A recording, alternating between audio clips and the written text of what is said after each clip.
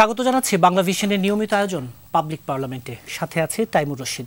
আমার সাথে আজকে আলোচনার জন্য স্টুডিওতে উপস্থিত আছেন চারজন অতিথি। আমার হাতে ডানে আছেন বিএনপির জাতীয় নির্বাহী কমিটির সদস্য শেখ রবিউল আলম, আছেন গবেষক, কলামিস্ট ও রাজনীতি বিশ্লেষক ডাক্তার জাহিদুর রহমান। আমার হাতে বামে আছেন এবি পার্টির সাধারণ সম্পাদক ব্যারিস্টার আসাদুজ্জামান ফুয়াদ, আছেন এনসিপির সিনিয়র যুগ্ম আহ্বায়ক আরিফুল ইসলাম আদিব। আপনাদের চারজনকে স্টুডিওতে স্বাগত জানাচ্ছি। দর্শক, পাবলিক পার্লামেন্টের আমাদের আজকের বিষয় ঐকমত্যের রাজনীতিতে কেন অনৈক্যের সুর। এই কথাটা এই জন্য বলছি, 2024-এর 5 আগস্ট যে ঐক্যবদ্ধ আন্দোলনের মাধ্যমে তৎকালীন সরকারের পতন, এই যে গণ অভ্যুত্থান, ঠিক তার 1 বছর 2 মাস 16 দিনের মাথায় কেন এই যে রাজনৈতিক দলগুলোর মাঝে একে অপরের মাঝে এই যে বিভাজন এবং অনৈক্যের কথাবার্তা বলা হচ্ছে, এবং এই অনৈক্যের জন্য এক দল আরেক দলকে দোষারোপ করছে। এর কারণ কি, এর সমাধানের পথই বা কি, এই আজকে খোঁজার চেষ্টা করব। স্টুডিও আলোচনা শুরু করতে চাই গবেষক, কলামিস্ট ও রাজনীতি বিশ্লেষক ডাক্তার জাহিদুর রহমান। বিএনপি মহাসচিব মির্জা ফখরুল ইসলাম আলমগীর যখন বলেন দেশকে সুন্দর করার একটা বড় সুযোগ এসেছে, কিন্তু চারদিকে অনৈক্যের সুর, কেন এই আক্ষেপের জায়গাটা আসলে আপনি কিভাবে দেখেন? আমি আক্ষেপ করি না, অনৈক্য থাকাটাই স্বাভাবিক। সংস্কারের ক্ষেত্রে আমরা কতটুকু ঐক্যে যাব, প্রত্যেকটা দলের নিজস্ব দর্শন আছে, চিন্তা আছে, এবং জরুরি কথা, কোনো দল ক্ষমতায় যাবে কি যাবে না সেটাও ম্যাটার করে। আপনি যদি ক্ষমতায় না যান, আপনি অনেক কিছু বলতে পারেন, অনেক কিছু করতে পারেন। আপনার ক্ষমতায় যাওয়ার পথ যদি অনেক দূরে হয়, আপনি কিন্তু রাজনীতির স্বার্থে তখন অনেক কিছু অ্যাকসেপ্ট করতে পারেন, খুব স্বাভাবিকভাবেই। সেই কারণে আমি মনে করি যে বিভেদ যতটুকু দেখা যাচ্ছে, আমি প্রায়ই একটা কথা বলি যে আমরা চাওয়াতেই আমাদের ভুল ছিল, আমরা অনেক বেশি চেয়েছি। আমরা বরং যদি এরকম করি যে আরব স্প্রিংয়ের যেটা হলো, আরব স্প্রিংয়ের ক্ষেত্রে যে কয়টা দেশে হয়েছে সেগুলোর প্রেক্ষাপট যদি আমরা বিবেচনায় নিই, আমরা এখনও খারাপ জায়গায় আছি বলে আমি মনে করি না, সত্যিই মনে করি না। আমরা এখন পর্যন্ত যেখানে আছি, ধরুন অনৈক্যের যে প্রশ্নটা সাম্প্রতিককালে সামনে আসলো, এখানে আদিব আছেন, তার দল এই প্রোগ্রামে যাননি, মানে সিগনেচার তো করেননি, জানোনি। ফলে অ্যাপারেন্টলি মনে হয়, বিশেষ করে যে দলটা সংস্কারকেই তার খুব বড় একটা রাজনৈতিক এজেন্ডা বা ইস্যুতে পরিণত করেছিলেন, তারা এটার জন্য ফাইট করেছেন, তারা আলোচনা, এনগেজিং আলোচনা করেছেন, তারাই জাননি, তাই মনে হচ্ছে তারা সাইন করবেন বলে আমি আশা করি। আর যদি নাও করে থাকেন, আমাদের মোটা জায়গায় আমরা যে পথে এগোচ্ছি, আমার মনে হয় না খুব খারাপ দিকে যাচ্ছে। এবং সংস্কারের ক্ষেত্রে আমরা যতটুকু আশা করি, ধরুন ইভেন তাত্ত্বিকভাবে বলছি যে আমাদের কোনো লিগাল গ্যারান্টিও যদি না হয়, এবং আমরা পপুলার পারসেপশন মোটামুটি যেটা আছে যে বিএনপি যদি সরকার গঠন করে, আমি সত্যিকার অর্থেই মনে করি যতগুলো ইস্যুতে তারা নোট অফ ডিসেন্ট দিয়েছেন, তার বাইরে যা যা তাদের করার কথা তারা স্বীকার করেছেন আলোচনায়, জনগণের সামনে, কমিশনের সামনে, এবং শুধু কমিশন, এগুলো লাইভ হয়েছে, এগুলো নিয়ে কথাবার্তা হয়েছে, যথেষ্ট পরিমাণ লেখালেখি হয়েছে, টকশো হয়েছে, এগুলো হয়ে যাবে। সেজন্য আমি আসলে খুব হতাশ নই। অ্যাটলিস্ট একটা জিনিস হতে হবে, আমরা একটা নির্বাচন ঠিকঠাক মতো জানা করি, এবং নির্বাচনের পরে যারা ক্ষমতায় আসবেন তাদেরকে যাতে অ্যাগ্রি করি। ইজিপ্টে কি হয়েছে, একটা নির্বাচন হয়েছিল, ওটা থেকে ফেয়ার ইলেকশন ছিল, কিন্তু নির্বাচনের পরে আবার কেওয়াস শুরু হলো, এবং শেষে একটা মিলিটারি ডিক্টেটর কপালে জুটেছিল। সো আমরা যেন ওই জিনিসগুলো যদি ঠিক রাখতে পারি, আমি মনে করি আমরা খুব খারাপ জায়গায় নেই।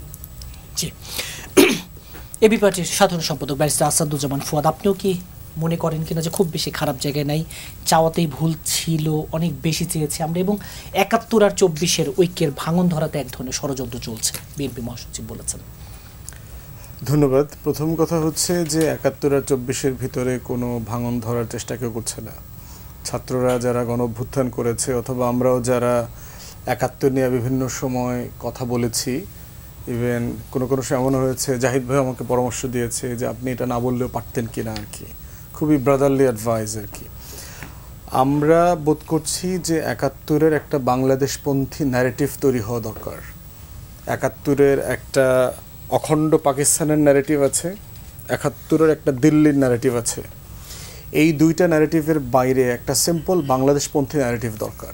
এবং 71 সম্পর্কে আমাদের যতগুলো ফ্যাক্টস আছে, ফিকশন আছে, মিথ আছে, লেজেন্ড আছে, এর সবগুলোকে অ্যাড্রেস করে একটা কনসেনসাসের জায়গায় আসা দরকার যে আসলে এটা কী ছিল, কিসের লড়াই ছিল, এবং 71-এর আগের পরের প্রত্যেকটা পরম্পরা যেন এখানে কানেক্টেড থাকে। একটা জাতি সাডেনলি 9 মাসে জাতি হয়ে ওঠে না। এটা মিস্টার বিন না যে হুট করে আসমান থেকে পড়লো, একটা নো ম্যানস ল্যান্ডে গেল আর যত উদ্ভট কর্মকাণ্ড করলো। জাতি এভাবে আসমান থেকে পড়ে না। অতএব 9 মাসে আমরা জাতি হই নেই। আমাদের জাতি হবার শত শত বছরের, হাজার বছরের লড়াই আছে, ইতিহাস আছে। তো সেই জায়গা থেকে আমার মনে হয় যে যারা 71 নিয়ে ভিন্ন মত পোষণ করেন, তাদের ওই জায়গাটাতে আমি গুড ইন্টেনশন দেখি বেশি, কিন্তু সেগুলো সবসময় দিল্লির চোখ দিয়ে দেখা হয় বলে সেগুলোর ভিতরে মনে হয় যে আমরা মনে হয় একটু পাকিস্তানপন্থী হয়ে যাইতেছি, আমাদের মনে হয় পাকিস্তানের প্রতি একটু দরদ আছে। সমস্যা হচ্ছে পাকিস্তানে থেকে পালায় না।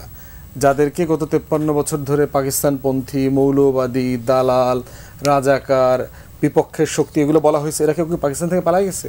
তারা বাংলাদেশে হাজারে হাজারে খুনের শিকার হয়েছে, তারা হাজারে হাজারে আয়না ঘরে গেছে। পালাইছে কারা বাংলাদেশ থেকে? বারবার পালায় কারা? পালায় হচ্ছে ওই দিল্লির ন্যারেটিভকে যারা ওন করে, প্রচার করে।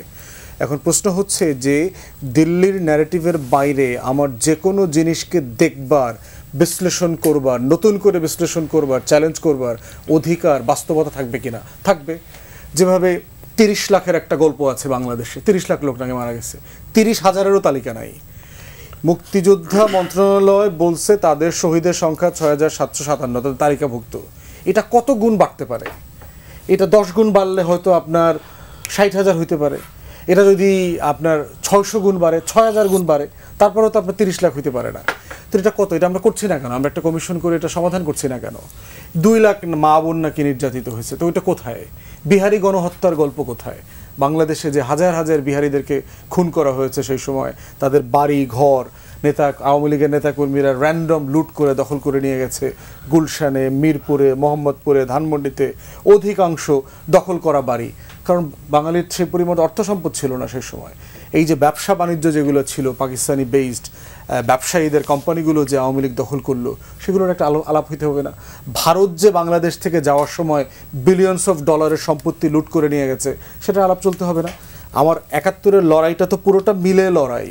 আমার লড়াই আছে, পাকিস্তানপন্থীদের গাদ্দারি আছে, বাড়াবাড়ি আছে, তাদের গণহত্যা আছে, ঠিক তেমনি অন্যান্য পক্ষের বাস্তবতাগুলো তো আছে। তো সেই জায়গাতে 71-24-কে কেউ মুখোমুখি করছে না। যেটা দরকার, যারা 71-এর আগের সব কিছু ভুলিয়ে দিতে চেয়েছে, সেই গল্পটাও অনেকে ইতিহাসের পরম্পরা আকারে নিয়ে আসছে। 47, 1921, 1906, 1940, 1911, প্রত্যেকটা গল্প তো আমাদের এই জাতির আজাদির লড়াইতে গুরুত্বপূর্ণ। তাহলে আমার গল্পটা 71 থেকে শুরু হয় কেন? আমার গত 100 বছর, আমার 250 বছর, 1757, 1753, 1793, 1776, এই গল্পগুলো নাই কেন? এই প্রত্যেকটা ইম্পর্টেন্ট গল্প তো, কেউ এটাকে মুখোমুখি দাঁড় করাচ্ছে না। অতএব সেই জায়গাতে হিস্ট্রিতেও যারা পড়ান, তারা রিভিশনিস্ট স্কুল বলে একটা স্কুল আছে, যারা ইতিহাসের অনেকগুলো জায়গাকে নতুন করে বোঝার চেষ্টা করেন, নতুন করে পড়েন, নতুন করে ব্যাখ্যা করেন, আগের জায়গাগুলোর সাথে তারা দ্বিমত করেন এবং দ্বিমতের পক্ষে তারা মতামত তুলে ধরেন। এটাই তো একটা মুক্ত সমাজ, একটা জ্ঞানভিত্তিক সমাজ তৈরি করে। আগের সব কিছুকে চোখ বন্ধ করে মেনে নেওয়ার মানে তো তাহলে তার গণ অভ্যুত্থান হইতো না। মানা হয় নাই বলেই গণ অভ্যুত্থান হয়েছে। লড়াইটা ওখানেই, একটা সত্যের লড়াই, একটা পক্ষের লড়াই। তো সেই জায়গাতে কেউ কোনোটাকে আন্ডারমাইন করছে না। যেটা দরকার কম্প্রিহেন্সিভ ওয়েতে সেটা দেখা। ঐক্য অনৈক্য আছে কিনা পরে স্লোটা বলবো, পরে আবার আপনার কাছে আসবো। বিএনপি জাতীয় নির্বাহী কমিটির সদস্য শেখ রবিউল আলম, বিএনপি মহাসচিব আজকে এই কথাটি বলেছেন, যারা দিন শেষে দেশের জন্য রাজনীতি করে না তাদেরই পালিয়ে যেতে হয়। এই যে 1 বছরের বেশি সময় আগে পালিয়ে যারা গেল, তারপরে যারা ছিলেন, সেই দিন যারা এক কণ্ঠে সুর মিলিয়ে আগামী দিনের স্বপ্ন দেখিয়েছিলেন, সেই জায়গায় যে একটা অনৈক্যের সুর, আজকে তো বিএনপি মহাসচিব নিজেই বলেছেন যে এই যে অনৈক্যটা, এই রাজনীতিবিদদের ঐক্য হারিয়ে ফেলাটা এক ধরনের হতাশাজনক। কতটা হতাশাজনক আসলে? ধন্যবাদ আপনাকে। প্রিয় সহলোচক যারা আছেন এবং যারা এই মুহূর্তে বাংলা ভিশনের সাথে যুক্ত আছেন, ঐক্য তো হয়েছিল, একটা ফ্যাসিবাদী শাসনের অবসান ঘটানোর জন্য সব রাজনৈতিক দল, ফ্যাসিবাদ বিরোধী যারা আছেন, ছাত্র জনতা, সব শ্রেণী পেশার মানুষের ঐক্য হয়েছিল। কি ফ্যাসিবাদের পতন চাই?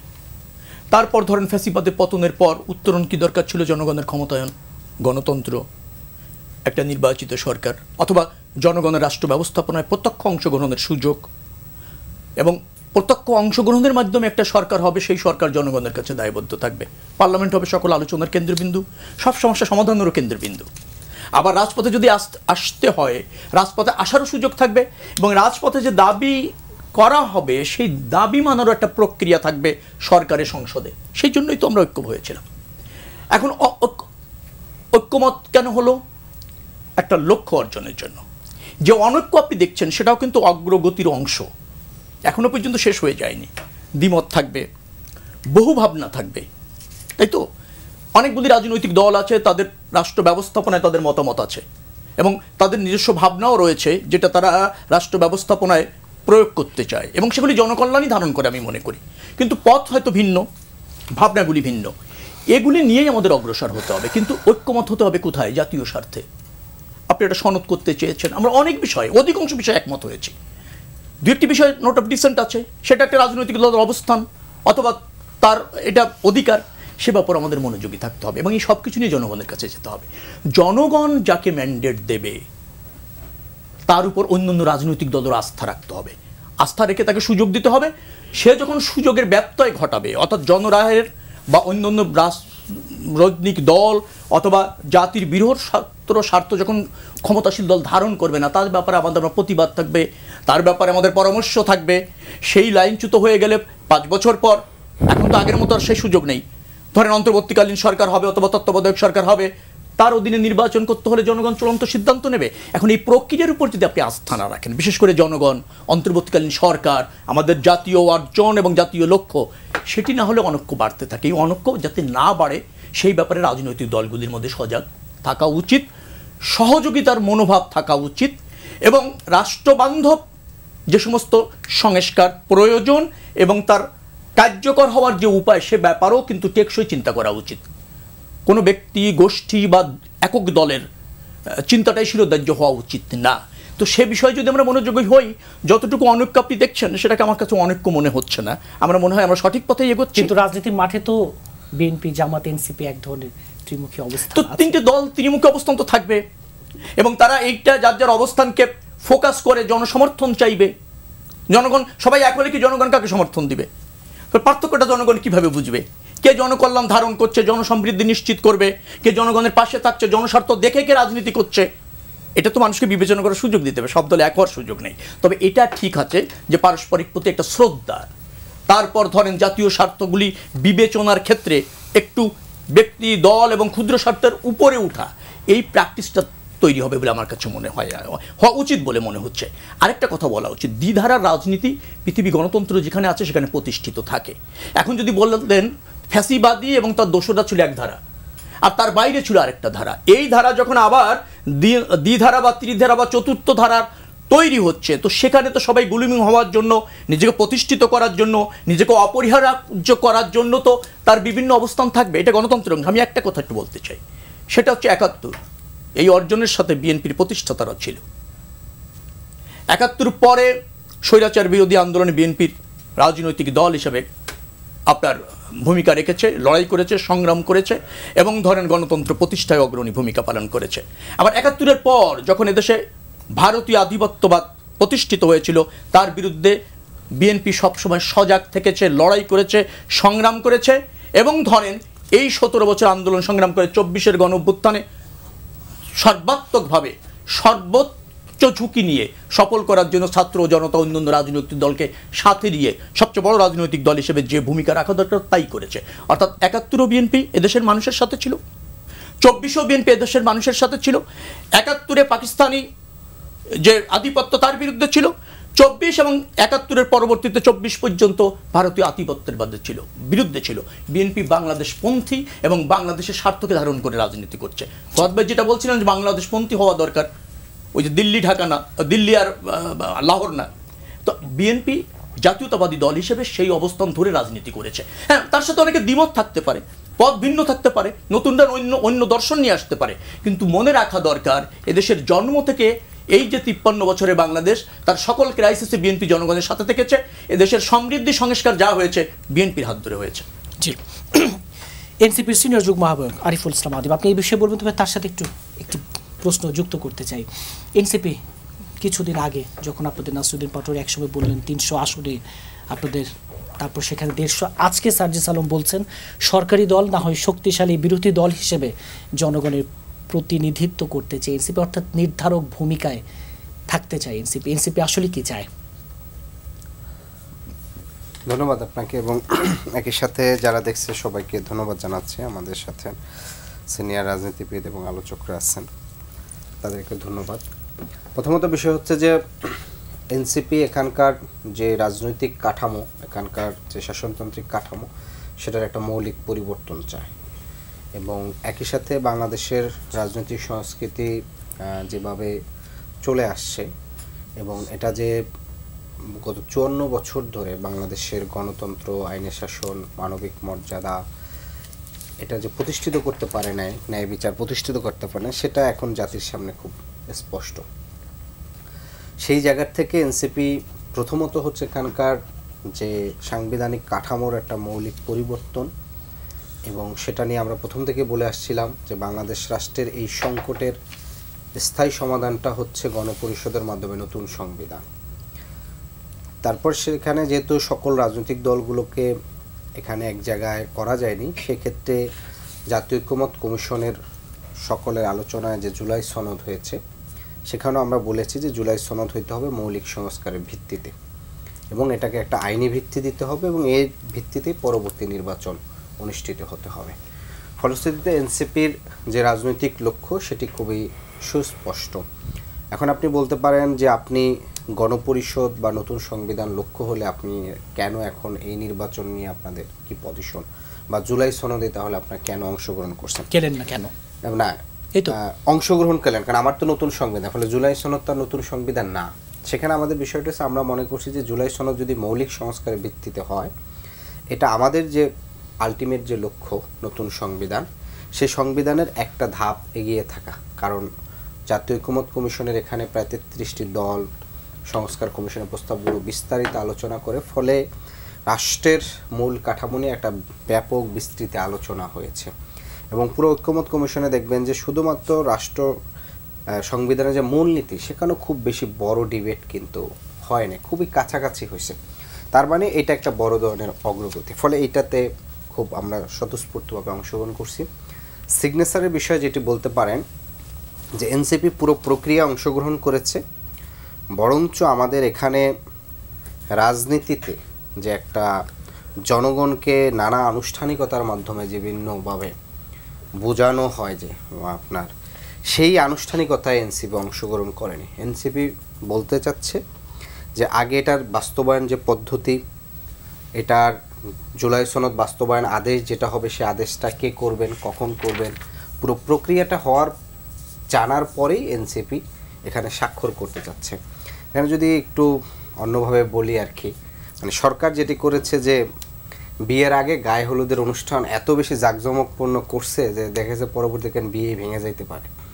তো এইটা হচ্ছে যে সরকারের তার একটা সফলতা দেখানো দরকার দেশে আন্তর্জাতিকভাবে, যে আমার বিচারের কাজ হয়ে গেছে, সংস্কার হয়ে গেছে, সবাই একসাথে সিগনেচার করছে, আমার দায়িত্ব শেষ, এখন আমি নির্বাচন তাড়াতাড়ি দিয়ে আমি আমার বিদায় নিই। কিন্তু আমাদের কথা হচ্ছে এটা কার্যকরিতা এবং স্থায়িত্ব কি হবে। আপনার ভাষায় যদি বলি, বিয়ে যেন না ভেঙে যায়, এখানে আপনাদেরও তো দায়িত্ব আছে। অবশ্যই বিয়ে যেন ভেঙে না যায় সেটার দায়িত্ব তো আমাদের আছে। সেই জায়গার থেকে তো আমরা যেটা হইলে বিয়ে না ভাঙে, কিংবা যেটা হচ্ছে যে এনসিপি যৌতুক চেয়েছে, ঠিক আছে, এখন সেই জায়গাটাই আমরা আমাদের যে দাবিগুলো, সে দাবিগুলো উপস্থাপন করছি। এখন সেটা সরকারের সাথে আমরা বলেছি যে এই তিনটা দাবি খুব সুস্পষ্টভাবে না হলে দেখা যাচ্ছে এইটার আসলে দীর্ঘমেয়াদী স্থায়িত্ব হবে না। আর দ্বিতীয়ত বলছে যে আইনি ভিত্তির জন্য গণভোট দিবে, তো গণভোটে কোন কোন প্রশ্ন যাবে, কি প্রক্রিয়ায় যাবে, সেই বিষয়গুলো কিন্তু আসলে স্পষ্ট হয় না। এখানে নোট অফ ডিসেন্টের ফয়সালা কি হবে, এটার ভবিষ্যৎ কি, এই যে জায়গাগুলো, এই জায়গাগুলো কিন্তু এখনও আসলে সুস্পষ্ট না। ফলে আপনি কোনো কিছু সুস্পষ্ট না জেনেই আপনি জাস্ট হচ্ছে দাওয়াতে অংশগ্রহণ করে হচ্ছে সিগনেচার করে আসলেন, কিন্তু পরবর্তীতে এটার আসলে ঐকমত্য কমিশন বা অন্তর্বর্তী সরকারের পক্ষ থেকে এই বিষয়গুলো সুস্পষ্ট করার ব্যাপারে আপনাদেরকে কোনো আশ্বাস? আমরা তো বলেছি তাদেরকে স্পষ্ট করতে, যেহেতু ঐকমত্য কমিশনের মেয়াদ আরও বাড়িয়েছে 31 অক্টোবর পর্যন্ত। আমরা বলেছি যে আমাদের যে সুস্পষ্ট ভাবে বলছে তিনটি দাবি, সে দাবির আদায় বা দাবি পূরণের সাপেক্ষে আমরা স্বাক্ষর করব, এবং এর মাঝে আনুষ্ঠানিক অনানুষ্ঠানিক ঐক্যমত্য কমিশন যে প্রক্রিয়া আলোচনা করতে চায় সেখানেও আমাদের স্বতঃস্ফূর্ত অংশগ্রহণ থাকবে। জি, ডাক্তার জাহিদুর রহমান, যে এনসিপির সবশেষ অবস্থান যে ব্যাখ্যা করলেন আরিফুল ইসলাম, আপনি কি এটা এই তাদের অবস্থানকে যৌক্তিক মনে করছেন কিনা, নাকি এই যে কয়েকটি দলে, শুধু তো এনসিপি না, আরও কয়েকটি দল আছে যারা এখনো এই সনদে স্বাক্ষর করেনি, তাদের কারণে পুরো প্রক্রিয়াটি এক ধরনের কি বলবো বিফলে যেতে পারে, ব্যর্থ হয়ে যেতে পারে, এই শঙ্কা থাকে কিনা? আমি আসছি, তার আগে ফুয়াদ ভাইয়ের একটা ইন্টারেস্টিং আলোচনা একটু যোগ করতে চাই। মুক্তিযুদ্ধ নিয়ে যে আলোচনাটা, হিস্ট্রিতে যে বিখ্যাত ডিকনস্ট্রাকশন আছে, আমি একেবারেই একমত যে আমাদের একটা ডিকনস্ট্রাকশন অফ হিস্ট্রি লাগবে। আমাদের সামনে একটা হিস্ট্রি এনে হাজির করা হয়েছে, একটা আওয়ামী হিস্ট্রি, মানে এখন প্রবলেমটা একটা অন্য জায়গায়। মানে এখন কেউ কেউ আবার বলার চেষ্টা করছেন মুক্তিযুদ্ধ কথাটা মুখে আনা যাবে না, মুক্তিযুদ্ধ আনা মানে আপনি আওয়ামী লীগ, আপনি ভারত। এখন আমরা আসলে এই কথাটা শেখ হাসিনার সময়ও বলেছি। ধরুন ডিজিটাল সিকিউরিটি অ্যাক্টের তার সময়কার যেটা ছিল, ধারা 21-এ কতগুলো জিনিস রীতিমতো যে হলোকাস্ট ডিনায়াল ল এর মতো কতগুলো কথা, এই শহীদের সংখ্যা, মুক্তিযুদ্ধ, মুজিবরে নিয়ে কথা বলা যাবে না, আমরা তখনও কিন্তু এগুলো কন্টেস্ট করেছি, ফাইট করেছি। এখন অবজেক্টিভ হিস্ট্রি লেখার আলাপ করছি, অবজেক্টিভ হিস্ট্রি আসলে হয় না, কিন্তু আমরা অবজেক্টিভ হিস্ট্রি যত কাছাকাছি যাওয়া যায় সেই আলাপগুলো হতে হবে। আমি একটা ছোট উদাহরণ দিই, আওয়ামী লীগ তার বয়ানে কিভাবে আওয়ামী লীগের অন্য মানুষকেও খেয়ে ফেলেছে তার উদাহরণ খেয়াল করবেন। প্রতি বছর বাংলাদেশে 10 এপ্রিল জনাব সোহেল তাজ, এই দিনটা বাংলাদেশের গুরুত্বপূর্ণ একটা দিন, আমাদের একটা রিপাবলিক ডে। মানে ইনফ্যাক্ট তাজউদ্দিন আহমেদ, আমি সরিয়ে রাখি, তাজউদ্দিন, জিয়াউর রহমান এলো অন্য দল করেছে, আওয়ামী লীগের সাথে প্রতিদ্বন্দ্বিতা হচ্ছে, তাজউদ্দিন আহমেদ মৃত্যু পর্যন্ত আওয়ামী লীগ ছিলেন, আওয়ামী লীগ থাকার কারণে মারা গেছেন জেলে, তাই তো? এই যে তাজউদ্দিনের একটা রোল আছে, যে সময়টা যুদ্ধ চলছে বাংলাদেশে, সেই রোলেরও নানান রকম, আবার একটু বলি, সেটারও কিন্তু বিভিন্ন ভার্সনস আছে, এটাও মানতে হবে আমাদের। তাজউদ্দিনের পরিবার যে ভার্সন আমার সামনে আনে সেটাই নিতে হবে না, ওনার ভার্সন উনি দিক, অন্যরা অন্যের ভার্সন দিক, কিন্তু উনি তো একটা গুরুত্বপূর্ণ চরিত্র, ভূমিকা তো আছে, অবশ্যই একটা গুরুত্বপূর্ণ চরিত্র, সেই চরিত্র দেখবেন আওয়ামী লীগে হাওয়া করে দিচ্ছে। সো আমরা আসলে এটা করতে হবে, কিন্তু 71 মুখে তোলা যাবে না, এটা আওয়ামী লীগ তুলেছিল বলে এই ন্যারেটিভটাকে কন্টেস্ট করতে হবে, এটা সবচেয়ে জরুরি ব্যাপার। কারো কারো তো ভীষণ অন্ধকার অতীত আছে 71-এ, সে চাইবে এটাকে ভুলিয়ে দিতে, 24-এ সব আছে, আমরা 24-কে ভিত্তি করে যাব। আর বাকি যে 71 যে একটা লেগেসি আছে, একটা কন্টিনিউয়েশন অফ সেভারাল ফাইটস আছে, এগুলো আমি একমত। এবার আপনি যেটা বলছেন এই যে সংকট যেটা হলো, মানে আমি ব্যক্তিগতভাবে মনে করি সেটা হচ্ছে তারা এই দাবিগুলো, মানে এটা সনদ সাইন করেও এই দাবিগুলো তারা চালিয়ে যেতে পারতেন। কেন বলি, সনদ সাইন মানে এই যেগুলোর সাথে আমি একমত প্রকাশ করছি, কিন্তু আমার আরও দাবি আছে। আমার দাবি হচ্ছে আমি এটাকে সিরিয়াসলি চাই যে এটার একটা লিগাল একটা ভিত্তি তৈরি হোক, সেটার আউটলাইন আমাদেরকে দেন বা নিদেন। পক্ষে আমি আদিবের সাথে এর আগে এই ইস্যুতে আরও 2টো টকশোতে ছিলাম, সেখানেও বলেছি, আবারও বলি, তারা যেতে পারতেন সিগনেচার যদি নাও করেন, গণফোরাম যেভাবে গেছে, গণফোরাম তো পরের দিন। হ্যাঁ, কিন্তু এখন সংকটটা একটু অন্য জায়গায়, সেটা একটু আমি এই প্রশ্নটা এখানেও তুলে রাখি। গণভোট নিয়ে এখন তাদের যে শর্ত আছে, ঠিক আছে, লিগাল কীভাবে হবে সেটা আদেশ হবে, এই আদেশটা আবার ওনারা একটা নতুন ন্যারেটিভ সামনে এনেছে, এটা রাষ্ট্রপতি দেবেন না, এটা প্রধান উপদেষ্টা দেবেন, কিন্তু এটা রাষ্ট্রপতি দেওয়ার কথা, আচ্ছা সরিয়ে রাখলাম। গণভোট ওনারা বলছে এটা খুবই বিভেদ তৈরি করার একটা তাদের শর্ত, সেটা হচ্ছে ওনারা বিভেদ তৈরি করার জন্য দিচ্ছেন তা বলছেন, এটা বিভেদ তৈরি করবে সেটা বলছি। ওনারা বলছেন এখন নোট অফ ডিসেন্ট ছাড়া যতগুলো সংস্কার ফাইনালি অ্যাগ্রিড হয়েছে সবগুলো গণভোটে যাবে, হ্যাঁ বা না। এখন বিএনপির তো 9টায় সম্ভবত নোট অফ ডিসেন্ট আছে। এখন বিএনপি এই গণভোটে কি ক্যাম্পেইন করবে বলেন তো? ওই 9টার বাইরে তো সব বিএনপি করছে। আমি টেকনিক্যালি ধরে নিলাম বিএনপির তো খুবই হার্ডকোর, মানে খুবই টাফ প্রতিবাদ আছে কয়েকটা ইস্যু নিয়ে, সেগুলো অনেকগুলোই লজিক্যাল বলে আমি মনে করি, কিন্তু বিএনপির অবস্থা তো অবস্থান সেটা নিয়েছে। এখন বিএনপি কি নায়ের দিকে আপনি বিএনপিকে ঠেলে দিতে চান যে বিএনপি এটা নায়ের ক্যাম্পেইন করুক, করে হেরে যাক, অথবা যদি না জিতে যায়, এই যে যাবতীয় আগে কতগুলো সংস্কার কমিশন, পরে ঐক্যমত্য কমিশন, এত আলোচনা সব কিন্তু শেষ হয়ে যায়। যদি কথার কথা হতেই পারে, তো বিএনপির ক্যাম্পেইন, বিএনপির যথেষ্ট ভোট আছে, জনগণকে বললো যে অত বছর দরকার তুমি নায়ে সিল মারবা, নায়ে ভোট দিবা, এবং সাথে আরও আওয়ামী লীগ মাঠে নেমে যেতে পারে সে না ভোট দেওয়ার জন্য, বলছি আমরা, তাহলে পুরো সংস্কারটা শেষ হয়ে যায়।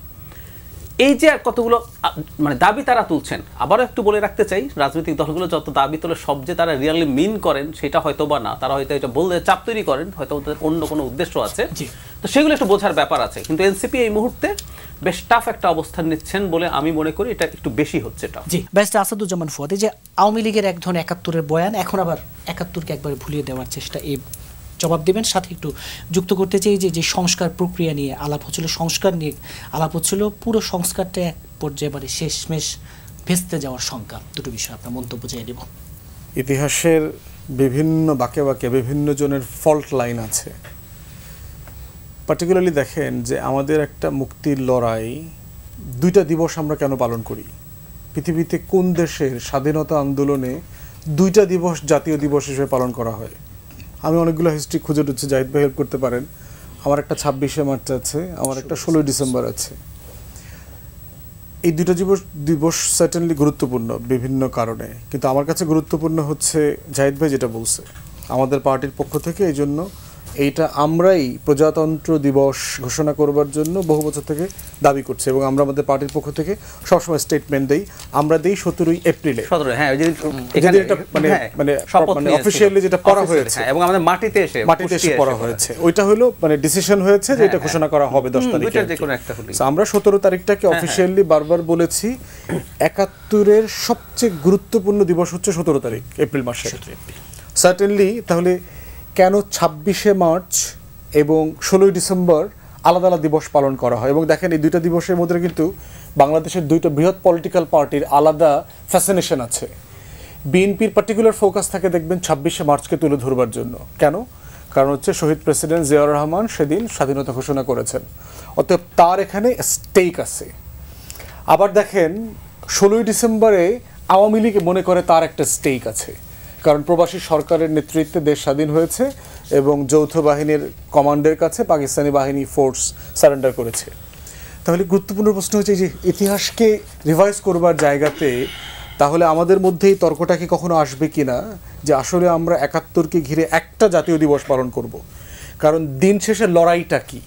আমি 26 তারিখে যা চেয়েছি, শহীদ প্রেসিডেন্ট যেটা অ্যানাউন্স করেছেন, 16 তারিখে যেটা হয়েছে, অথবা যারা ভিন্ন ভিন্ন দিবসে বিজয় দিবস মনে করেন, এই সবগুলোর কালেকটিভ অ্যাসপিরেশন আকাঙ্ক্ষাটা কি?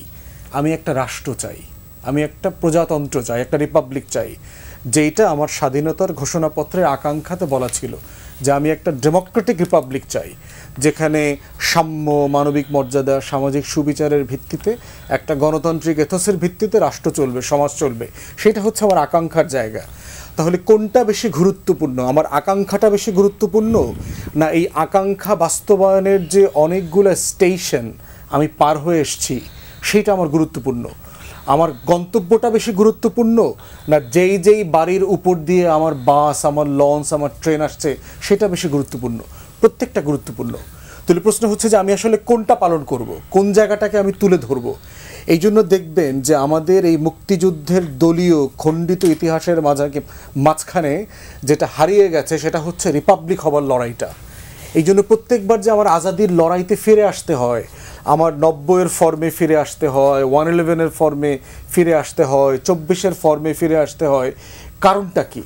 কারণ 71-এর মূল লড়াইটা যেখানে ছিল, এই লড়াইটা আমার 47-এর লড়াইয়ের কন্টিনিউশন। আমি সেদিনও লাহোর প্রস্তাবের ভিত্তিতে একটা রিপাবলিক চেয়েছিলাম। পাকিস্তান রাষ্ট্রটা আসলে কে বানিয়েছে?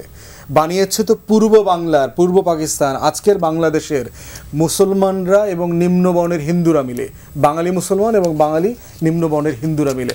আজকের পাকিস্তানিরা কিন্তু পাকিস্তান বানায় নাই। তাহলে আমার তৈরি করা রাষ্ট্র 47-এ, সেটা কেন আমি 71-এ ছুঁড়ে ফেলে দিলাম? আমার 71-এর আকাঙ্ক্ষাটা বারবার কেন আমাকে নতুন করে রিভিউ করতে হয়, রিনিউ করতে হয়? এবং 24-এর গণ অভ্যুত্থানের প্রত্যেকটা স্টেশনকে যদি আপনি দেখেন, এইটা 71-এর সাথে জড়িত, এটা 47-এর সাথে জড়িত, এটা আমার প্রত্যেকটা আজাদির লড়াইয়ের সাথে জড়িত। 1757 বলেন, 93 বলেন, প্রত্যেকটা জায়গায় ছিল। অতএব সেই জায়গায় এই খণ্ডিত ইতিহাসের জায়গা থেকে একটা হোলসেল ইতিহাসে জাতিকে যেতে হবে। এবং এই কম্প্রিহেন্সিভ জায়গায় না যাওয়া পর্যন্ত আপনি যে ঐক্য অনৈক্যের আলাপ তুলছেন সেটার মীমাংসা করা যাবে না। কারণ সমস্যাটা জুলাই সনদ দিয়ে শুরু হয়নি। সমস্যাটা আমার আদি পাপ আছে, আমার জন্মের কিছু আদি পাপ আছে। সেই আদি পাপগুলোর একটা জায়গা হচ্ছে আমরা সবাই মিলে, পুরো জাতি মিলে কোনো ইউনাইটিং ফ্যাক্টর তৈরি করি নাই, যে বিষয়গুলোতে আমরা সবাই একমত। এমন কোনো জিনিস এই সোনার বাংলাতে নাই। আমরা কোনো বিষয় একমত না, শুধু এটাই হচ্ছে একমাত্র ঐক্যের জায়গা যে আমরা কোনো বিষয় একমত না।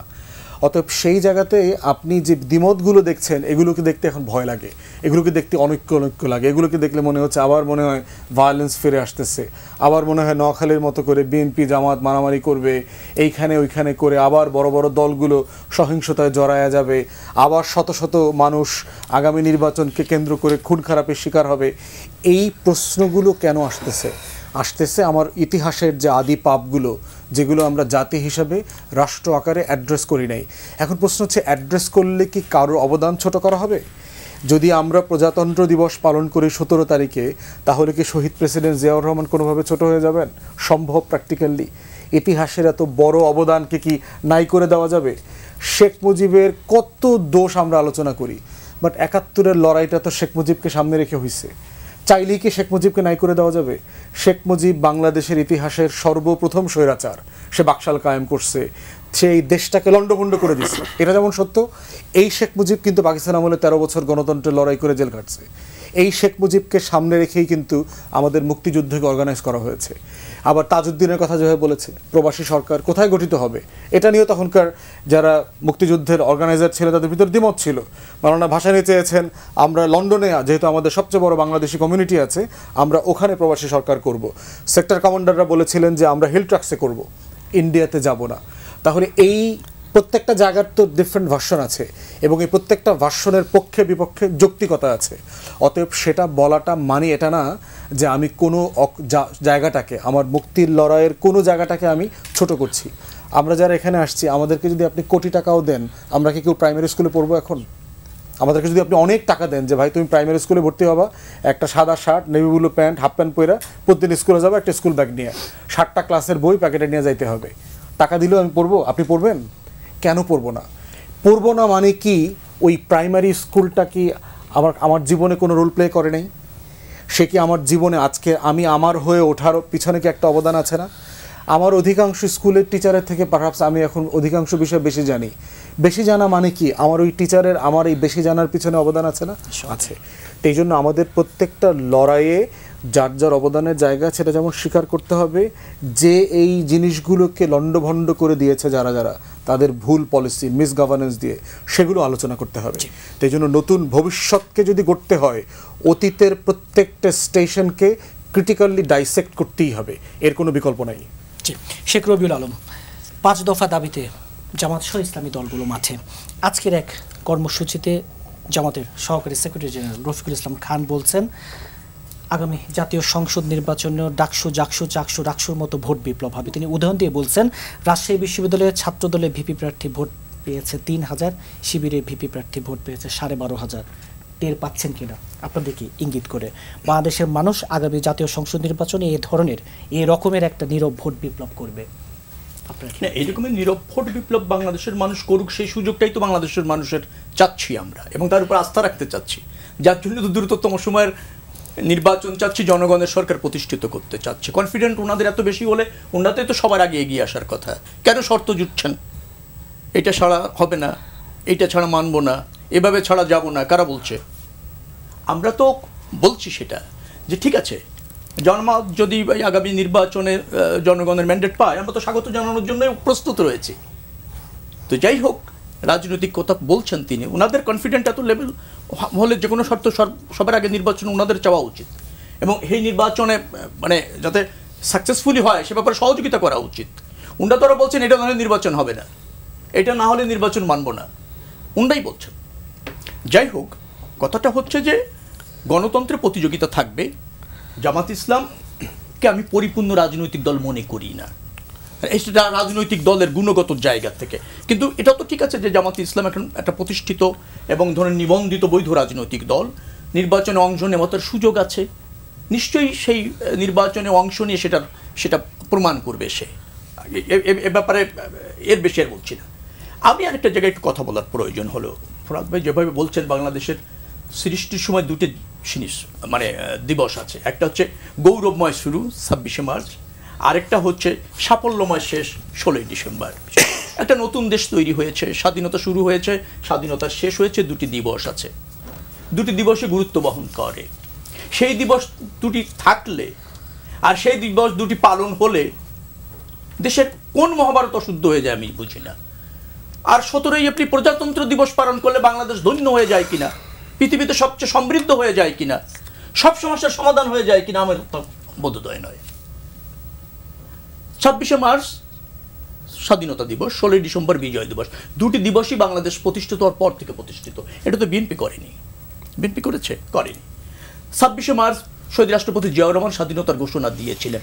এর বাইরে মুক্তিযুদ্ধ বিএনপির অর্জন, মুক্তিযুদ্ধ ধরেন আমরা জাতির অর্জন হিসেবে দেখি। বিএনপি মুক্তিযুদ্ধের আপনার সংগ্রামী একটা মানে যারা নেতৃত্ব দিয়েছেন, যারা পার্টিসিপেটারি মুক্তিযোদ্ধা, তাদের প্রতিষ্ঠিত রাজনৈতিক দল। শরণার্থী মুক্তিযোদ্ধাদের রাজনৈতিক দল না। মুক্তিযোদ্ধার চেতনার বাণিজ্য তো আমরা করিনি।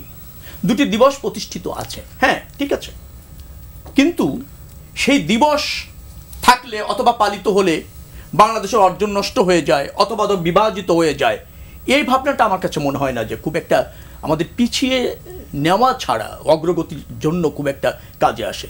যারা এখন তো কি হয়েছে, 71-এ যারা এই বাংলাদেশটা চাইলো না তারা এখন বাংলাদেশ প্রেমী সবচেয়ে বেশি।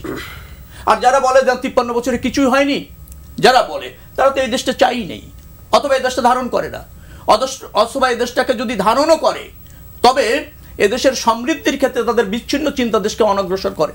এই ধরনের বিতর্ক তো নতুন করে তৈরি হচ্ছে।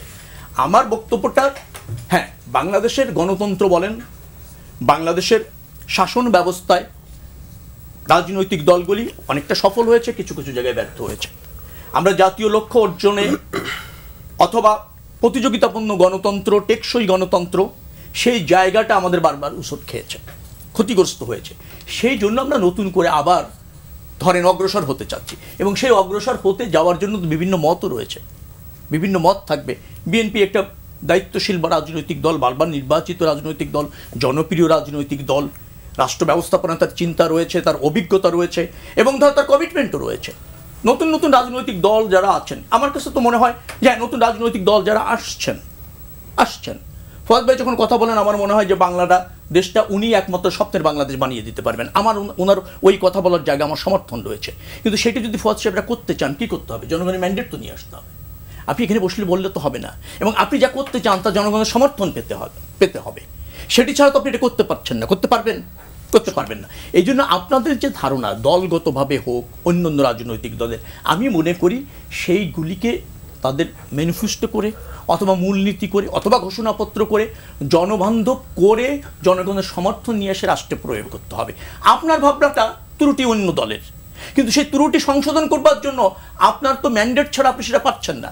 এখন ওই দলকে যদি জনগণ সমর্থন দেয়, তারা তো ওই ম্যান্ডেট নিয়ে, জনগণের ম্যান্ডেট নিয়ে তাদের ওই যে আপনার রাষ্ট্র ব্যবস্থাপনায় যা করণীয় সেটা প্রতিষ্ঠিত করছে, এবং এদেশে তো হয়েছে। 53 বছরে কম হয়েছে? কমও হয়নি। হ্যাঁ, আমরা আবারও বলছি যে আমাদের আরও বেশি কিছু করার সম্ভাবনা ছিল, সুযোগ ছিল, সেটা আমরা করতে পারিনি। সেটা রাষ্ট্র ব্যবস্থাপনার ক্ষেত্রে বলেন, অর্থনীতি বলেন, অন্য ক্ষেত্রে আমরা আরও ভালো করতে পারতাম, আমাদের সে সক্ষমতা ছিল। কিন্তু সেটা তো নস্যাৎ হয়ে যায়নি, আমাদের নতুন করে শুরু করতে হচ্ছে, এবং সেই জায়গাতে তো সব রাজনৈতিক দলের সুযোগ রয়েছে। এটা শুধুমাত্র বড় দলের জন্য তো নির্ধারিত না, বা জনপ্রিয় রাজনৈতিক দলের জন্য নির্ধারিত না। জনপ্রিয় রাজনৈতিক দলের প্রতি কিন্তু আস্থাও রাখতে হবে, তাকে কাজ করার সুযোগও দিতে হবে, আবার তার সমালোচনাও করতে হবে। কিন্তু আপনি যদি বলেন ওই কোনো কিছুই সঠিক না, যা হয়েছে সবই ব্যর্থ, সবই বৃথা, সেইটা আমার মনে হয় একটা খেস্তি কিউর ছাড়া অগ্রগতির ক্ষেত্রে খুব ভূমিকা রাখবে বলে আমার কাছে মনে হয়। জি, আরিফুল ইসলাম আদিব, গত কয়েকদিন ধরে জামাত ইসলামের সাথে এনসিপির যেই রাজনীতির মাঠে যে একেবারে বিরোধের জায়গাটি দেখছি, নাহিদ ইসলামের একটি স্ট্যাটাস, সেই স্ট্যাটাসের জবাবে আজকে জামাত ইসলামের সেক্রেটারি যখন বলেন জামাত ইসলামের সঙ্গে পাল্লা দিতে গেলে তোমাদের আপনাদেরকে বোঝাচ্ছে আরও বহুদূর যেতে হবে, তোমরা নতুন ছাত্রদের দল, জন্ম নিয়ে বাপের সঙ্গে পাল্লা দিও না। এই যে বাপের সঙ্গে পাল্লার বিষয়টি এনসিপি কিভাবে দেখছে? ধন্যবাদ আপনাকে আবারও। বিষয়টি হচ্ছে যে গোলাম পরর ভাই আমাদের চেয়ে বয়সে নানার বয়সী হবে, আমাদের, ঠিক আছে। দ্বিতীয়ত উনি যেভাবে কথাটি বলছেন, অনেকটা বিষয়টা এরকম যে আমি যদি বলি যে মিয়া গোলাম পরর ভাই বা জামাতের নিজের যে সন্তান আছে, আমরা যদি ধরে নিই তাদের ছাত্র সংগঠন, এই ছাত্র সংগঠনের সর্বোচ্চ যে বিদ্যাপীঠগুলা, সেখান থেকে যারা লাস্ট 20 ইয়ার্সে বের হয়েছেন, তাদের নিজ সন্তানরা কি নিজ বাপের নাম মুখে নেয় কিনা সত্যভাবে, এটা আগে তার নিজের প্রশ্ন করা উচিত। তার মানে তার রাজনৈতিক যে দৃষ্টিভঙ্গি, রাজনৈতিক যে পথ চলা, সেখানে যখন তার নিজের সন্তানের নিজের বাপের নাম মুখে নিতে অনেক সময় ইতস্তত বোধ করে, তখন হচ্ছে হিস্ট্রির গুরুত্বপূর্ণ ইভেন্টে যারা গুরুত্বপূর্ণ ভূমিকা রাখে তাদেরকে নিজের সন্তান বলে প্রচার করে তার নিজস্ব কর্মী বাহিনীকে চাঙ্গা রাখতে হয়, তার রাজনীতিতে প্রাসঙ্গিক থাকতে হয়। আপনি দেখবেন যে 2019 সালে যখন ডাকসুর বিপি নুরুল হক নূর নির্বাচিত হয়েছেন, তখন জামাত বিভিন্ন জায়গায় বা তাদের প্রচার করতো, আরে রাশেদ তো আমাদের আগে শিবির করছে, ওই ফারুক শিবির করছে, কিংবা হচ্ছে বিনিয়ামিন শিবির করেছে। এটা বলার কারণটা কি? এটা বলার কারণটা হচ্ছে তার যে নেতৃবৃন্দ আছে তাদেরকে চাঙ্গা রাখা, যে আমাদের মানে আমরা রাজনীতিতে এখনো প্রাসঙ্গিক আছে, আমাদের অনেক পাওয়ার আছে, আমরা এটা করতেছি ওইটা করতেছি। ঠিক তেমনিভাবে এই যে গণ অভ্যুত্থান হয়ে গেল, তাদের সেই অভ্যুত্থানের যারা মূল নেতৃত্বের জায়গা ছিলেন, ঠিক তাদেরকে এই যে এইভাবে প্রচারণাটা করে দেন হচ্ছে যে আপনার তার যে রাজনৈতিক যে এটাকে কি বলে, মানে ওই যে একটা দেখাইতে হয় না, মানে এটার কি বলে, বড় ভাই সুলভ বা পিতৃত্ব সুলভ এই জায়গাটা তাকে নিতে হচ্ছে। দ্বিতীয়ত বিষয় হচ্ছে আরেকটা বিষয় দেখেন, যখন কেউ রাজনীতি করে তখন তাদের একটা প্রচারণা থাকে, তারা বিভিন্ন হিস্ট্রি বাই করে যে অমুক সালে শিবিরের অমুক সাথী ছিল, অমুক জায়গা ছিল। তো বিষয়টা হয়েছিল যারা নিজ সন্তানরা তার থেকে কেন চলে যাচ্ছে সেই রিয়ালিটি তো তাদের ভিতরে আসতেছে না। আপনি দেখেন এই যে 1980 সালে মানে জামাত এখন খুব সব জায়গায় প্রচার করতেছে না যে দেশের সর্বোচ্চ 4টা বিদ্যাপীঠে তাদের হচ্ছে সমর্থিত ছাত্র সংগঠনগুলো ভূমিধস জয় করেছে। এই ভূমিধস জয়টা আলটিমেটলি জামাতের যে রাজনৈতিক চিন্তাধারা সেটার আগামী দিনে একটা বড় ধরনের চ্যালেঞ্জের মুখে পড়বে। কিন্তু জামাত তো বলছে কারণ আমি শেষ করি জামাতের যে রাজনৈতিক আইডিয়া, জামাতের যে রাজনৈতিক চিন্তা ভাবনা, দর্শন, সেটার সাথে এই যে জয়ের যে পদ্ধতি সেটাকে আদৌ যায়। জামাত ইসলামের যে রোকন হন সর্বোচ্চ পদ, তাকে কখনো তার গায়রে মুহররমের সাথে একই রিক্সা ওঠার পর্যন্ত অনুমতি নাই। অথচ এই ক্যাম্পাসগুলোতে যারা ডাকসুতে জিতছে আপনারা দেখতে পাচ্ছেন, তারা এখানে ধরেন সেই জায়গাটা সেই চিন্তাধারায় তো সেটা এখানে জয় হননি, তারা অন্য পদ্ধতিতে নিয়ে হচ্ছেন। আরেকটা গুরুত্বপূর্ণ বিষয়, এই জয়কে তারা খুব বেশি জয় হিসাবে দেখালেও এটা আদতে তাদের জন্য বেশি না, এই ইলেকশনের পরে বড় চ্যালেঞ্জ আকারে হবে। কেন হবে আপনি দেখেন 1980 সালে জামাতের জাস্ট জিএস ক্যান্ডিডেট ছিল জামাত সমর্থিত তখনকার ছাত্র সংগঠনের শিবিরের আহমেদ আব্দুল কাদের ভাই, তিনি তার 2 বছর পরে গিয়া হচ্ছে যুব শিবির করছেন। কেন করছেন? কারণ তিনি জামাতের রাজনীতির পদ্ধতির সাথে তিনি একত্রতা পোষণ করেন। ফলে যেখানে সামান্য জিএসকেই কন্টেইন করার মতন তার রাজনীতি নাই, সেখানে তিনি অনেকগুলো ক্যাম্পাসে বিপিজিএস জিতছে দেখে তিনি খুব আনন্দ হচ্ছেন। বরঞ্চ এই বিপিজিএস যারা হয়েছে তার রাজনীতি করে তো এখানে বিপিজিএস হয় না, বরং তাকে চ্যালেঞ্জ করে হয়েছে।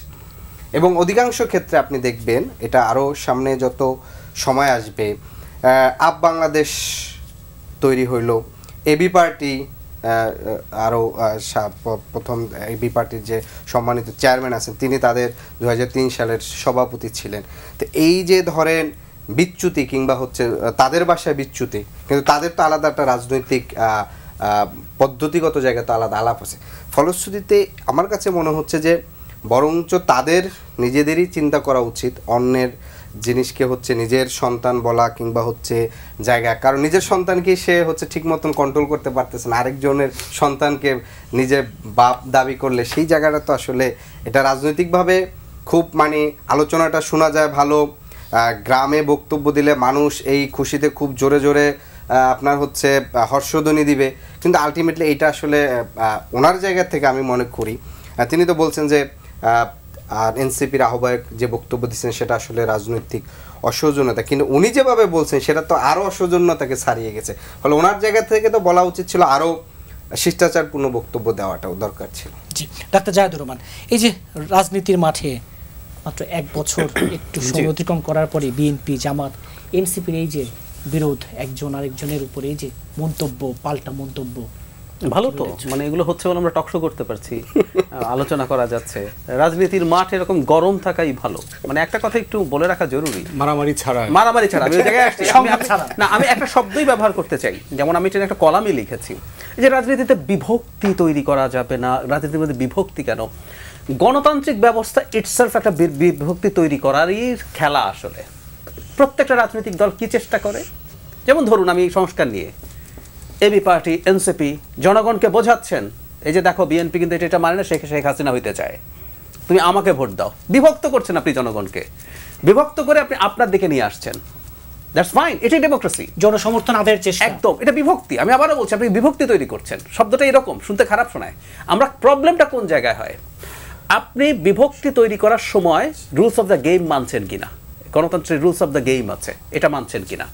আপনি আপনার মতামত চাপিয়ে দেওয়ার জন্য গায়ের জোর খাটাচ্ছেন এবং অন্যকে বলার ক্ষেত্রে রোধ করছেন কিনা, এগুলো হচ্ছে ফ্যাসিবাদী আচরণ। আপনি যদি এগুলো না করে থাকেন, আপনি এই চৌহদ্দির মধ্যে যদি এগুলো বলেন, এগুলো হতেই পারে। এখন কি হচ্ছে, খুব স্বাভাবিকভাবেই একটা দল ক্ষমতায় যাবে বলে নির্বাচন হলে পারসেপশন আছে সে ক্ষমতায় যেতে চায়। আরেকটা দল জামায়াতে ইসলামী, মানে আমার কাছে মনে হয়, আমাকে অনেকে ভুল বলতে পারেন, মানে তারা যত বড় দল বলে এক ধরনের প্রজেকশন তৈরি হয়েছে, এটা তো খানিকটা তাদের কারণে হয়েছে। তারা অনলাইনে প্রচুর শোরগোল করেন, যে কোনোখানে একসাথে এসে হাজির হয়ে গিয়ে এমন সব কথা বলতে থাকেন। তো আমরা তো সোশ্যাল মিডিয়ার বাবলে থাকি, আমার মনে হয় যে মানে জামাত কালকেই ক্ষমতায় চলে যাবে, এরকম মনে হয়। তো তারাও যেহেতু এই পারসেপশন তৈরি হয়েছে, তারা তাদের মাঠের মধ্যে এই শোরগোলগুলো করবেন, আরেক দলকে চাপে ফেলতে চাইবেন, লেভারেজ চাইবেন। এনসিপি যা যা বলছেন, এবং খেয়াল করবেন একটা ইন্টারেস্টিং জিনিস বলি, যে রিসেন্টলি তারা জামাতের এই যে যেটা নিয়ে এত কথাবার্তা, এই ঘটনাগুলো ঘটছে, এটা নাহিদ ইসলাম কি হঠাৎ করে সেদিন ওনার মনে হলো একদিন সকালবেলা, না জামাত তো কাজটা খারাপ করছে, আমি তো এতদিন খেয়াল করি নাই। জনাব নাহিদ ইসলাম একজন খুবই বিবেচক মানুষ, এবং আমাদের এই মুভমেন্টে যেসব ছাত্র নেতাদেরকে আমরা সামনে দেখি, আমি সরি ভাই বলার জন্য, তারপরে বলছি, হয়তো আমার খানিকটা বায়াসও আছে, আমরা বয়সের তো একটা সমস্যা আসলে থাকে, অস্থিরতা, এক ধরনের চঞ্চলতা। নাহিদ ইসলাম কিন্তু আমরা সেভাবে দেখি নাই। সো নাহিদ ইসলাম এটা আগে জানতেন না তাও না, দেখুন উনিও কিন্তু একটা নির্দিষ্ট সময়ে এসে জামাত এবং ইসলামী আন্দোলন 4 মাস জুনের মাঝামাঝি থেকে মাঠে নেমে গেছে এটা নিয়ে, লোয়ার হাউসের পিয়ার। এবং আমি মনে করি তার এই স্ট্যাটাসের প্রত্যেকটা কথা কিন্তু আমি সমর্থন করি। উনি 4 মাস বসে থাকলেন, ওনার একটা রাজনৈতিক হিসাব নিকাশ আছে, এবং সেটার জন্য উনি এই বোমা অ্যাপারেন্টলি ফাটালেন।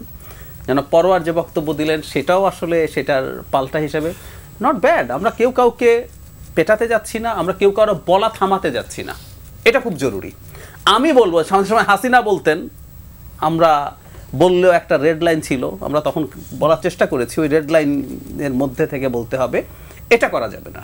সুতরাং বাকি যা যা হচ্ছে আমার কাছে একেবারে সব জায়গায় তো শুধু বলাই সীমাবদ্ধ থাকছে না, দেশের কিছু কিছু জায়গায় তো আবার এটা সংঘাতে আবারও যদি বলি খারাপ চলে গেছে। আবারও যদি বলি, মানে আমরা তো আমাদের প্রবচন আছে হাত থাকতে মুখে কি, এবার সেই তুলনায় আমরা হাত কম ব্যবহার করেছি। বিশ্বাস করেন, এই যে 4টা মানে নির্বাচন হলো ছাত্রদের, রাজশাহী ইউনিভার্সিটিতে হারু পার্টি নাচ গান করেছে, মানে বাংলাদেশের ইতিহাসে এটা একটা বিরাট ব্যাপার। তারা তাদের হার স্বীকার করে এটাকে সেলিব্রেটও করছে। মানে 4টা জায়গায় কিন্তু মেজর কোনো সংকট হয় নাই। এগুলো কিন্তু খুবই ভালো লক্ষণ। কিছু মারামারি, যেমন ধরুন ভারত অনেকদিন ধরে গণতন্ত্র চর্চা করে, তাদের এখনো নির্বাচনগুলো যে পরিমাণ সংঘাতের ব্যাপার, আমি সত্যিই মনে করি, আমি আবারও বলছি, একটা সংঘাত না হলেও ভালো, কিন্তু আমরা সত্যিকার অর্থেই মেজর সংঘাতে জড়াই নাই। আমি এজন্য বলছি, আমরা যত হতাশা দেখাই, আমাদের এত হতাশ হওয়ার কিছুই নেই, আমরা ভালো আছি, সত্যিই ভালো আছি। পোস্ট আপরাইজিং হিসাবে ভালো, আপনার 73 সালে তো ডাকসুকে কেন্দ্র করেই ব্রাশ ফায়ার হলো, 7 জন মারা গেছে, বোর্ড ব্যালট বাক্স ছিনতাই করছে, স্বাধীন বাংলাদেশের প্রথম কোনো সংঘাত। কিন্তু এইবার তো মানে মৃত্যু তো পরের কথা, ওইরকম তো সংঘাতই হয়নি। এটা একটা এবং খুব শক্ত নির্বাচন প্রত্যাখ্যানও হয়নি, কিছু রেটরিক আছে, কেউ শক্তভাবে না এটা মানি না, এটার জন্য কর্মসূচি কিচ্ছু হয়নি। জি, ব্যারিস্টার আসাদুজ্জামান ফুয়াদ, এই যে রাজনীতিতে দিন শেষে রুলস অফ দ্য গেম, আর এই যে বিএনপি জামাত এনসিপি কথার যে লড়াই চলছে, এটা তো যে আমি জাহিদ ভাইয়ের মতো, এটা তো খুবই যৌক্তিক। তো এই যে আমি বললাম, রবিউল ভাই দ্বিমত করলেন, এটাই তো গণতন্ত্র। এবং এইটা লেট দ্য পিপল, আজকে যারা দেখছেন তারা জাজ করবেন। সমস্যা কখন হবে, বিএনপি এসে যদি ডিজিটাল সিকিউরিটি একটা ধারা যোগ করে শহীদ প্রেসিডেন্ট জিয়াউর রহমানের স্বাধীনতা ঘোষণা, এটা নিয়ে কথা বলা যাবে না, ওগুলো তোরা ধরবো, সেটা প্রবলেম, বাকি সব ঠিক আছে। কিন্তু এটাও তো ঠিক আছে, বিএনপি এরকম কিছু অতীতে করেনি। হ্যাঁ, এটা ফ্যাক্ট, এটা ফ্যাক্ট, নিশ্চয়ই নিশ্চয়ই, আমিও মনে করি না করবে। তো সেই জায়গাতে এইটা কন্টিনিউ করতে হবে আর কি। এই একমত দ্বিমতটাই হচ্ছে গণতন্ত্রের সৌন্দর্য। Let the voters decide. আপনার আজকে যারা ভিউয়ার্স আছে তারা ডিসাইড করবে কার কোনটা যুক্তির আর্গুমেন্ট আছে, এবং অ্যাকর্ডিংলি তারা ভোট দিবে অথবা প্রত্যাখ্যান করবে। এটাই প্রসেস, এই একমত দ্বিমতের মধ্য দিয়ে যেতে হবে। আমিও মোটা দাগে কোনো অনৈক্য দেখি না।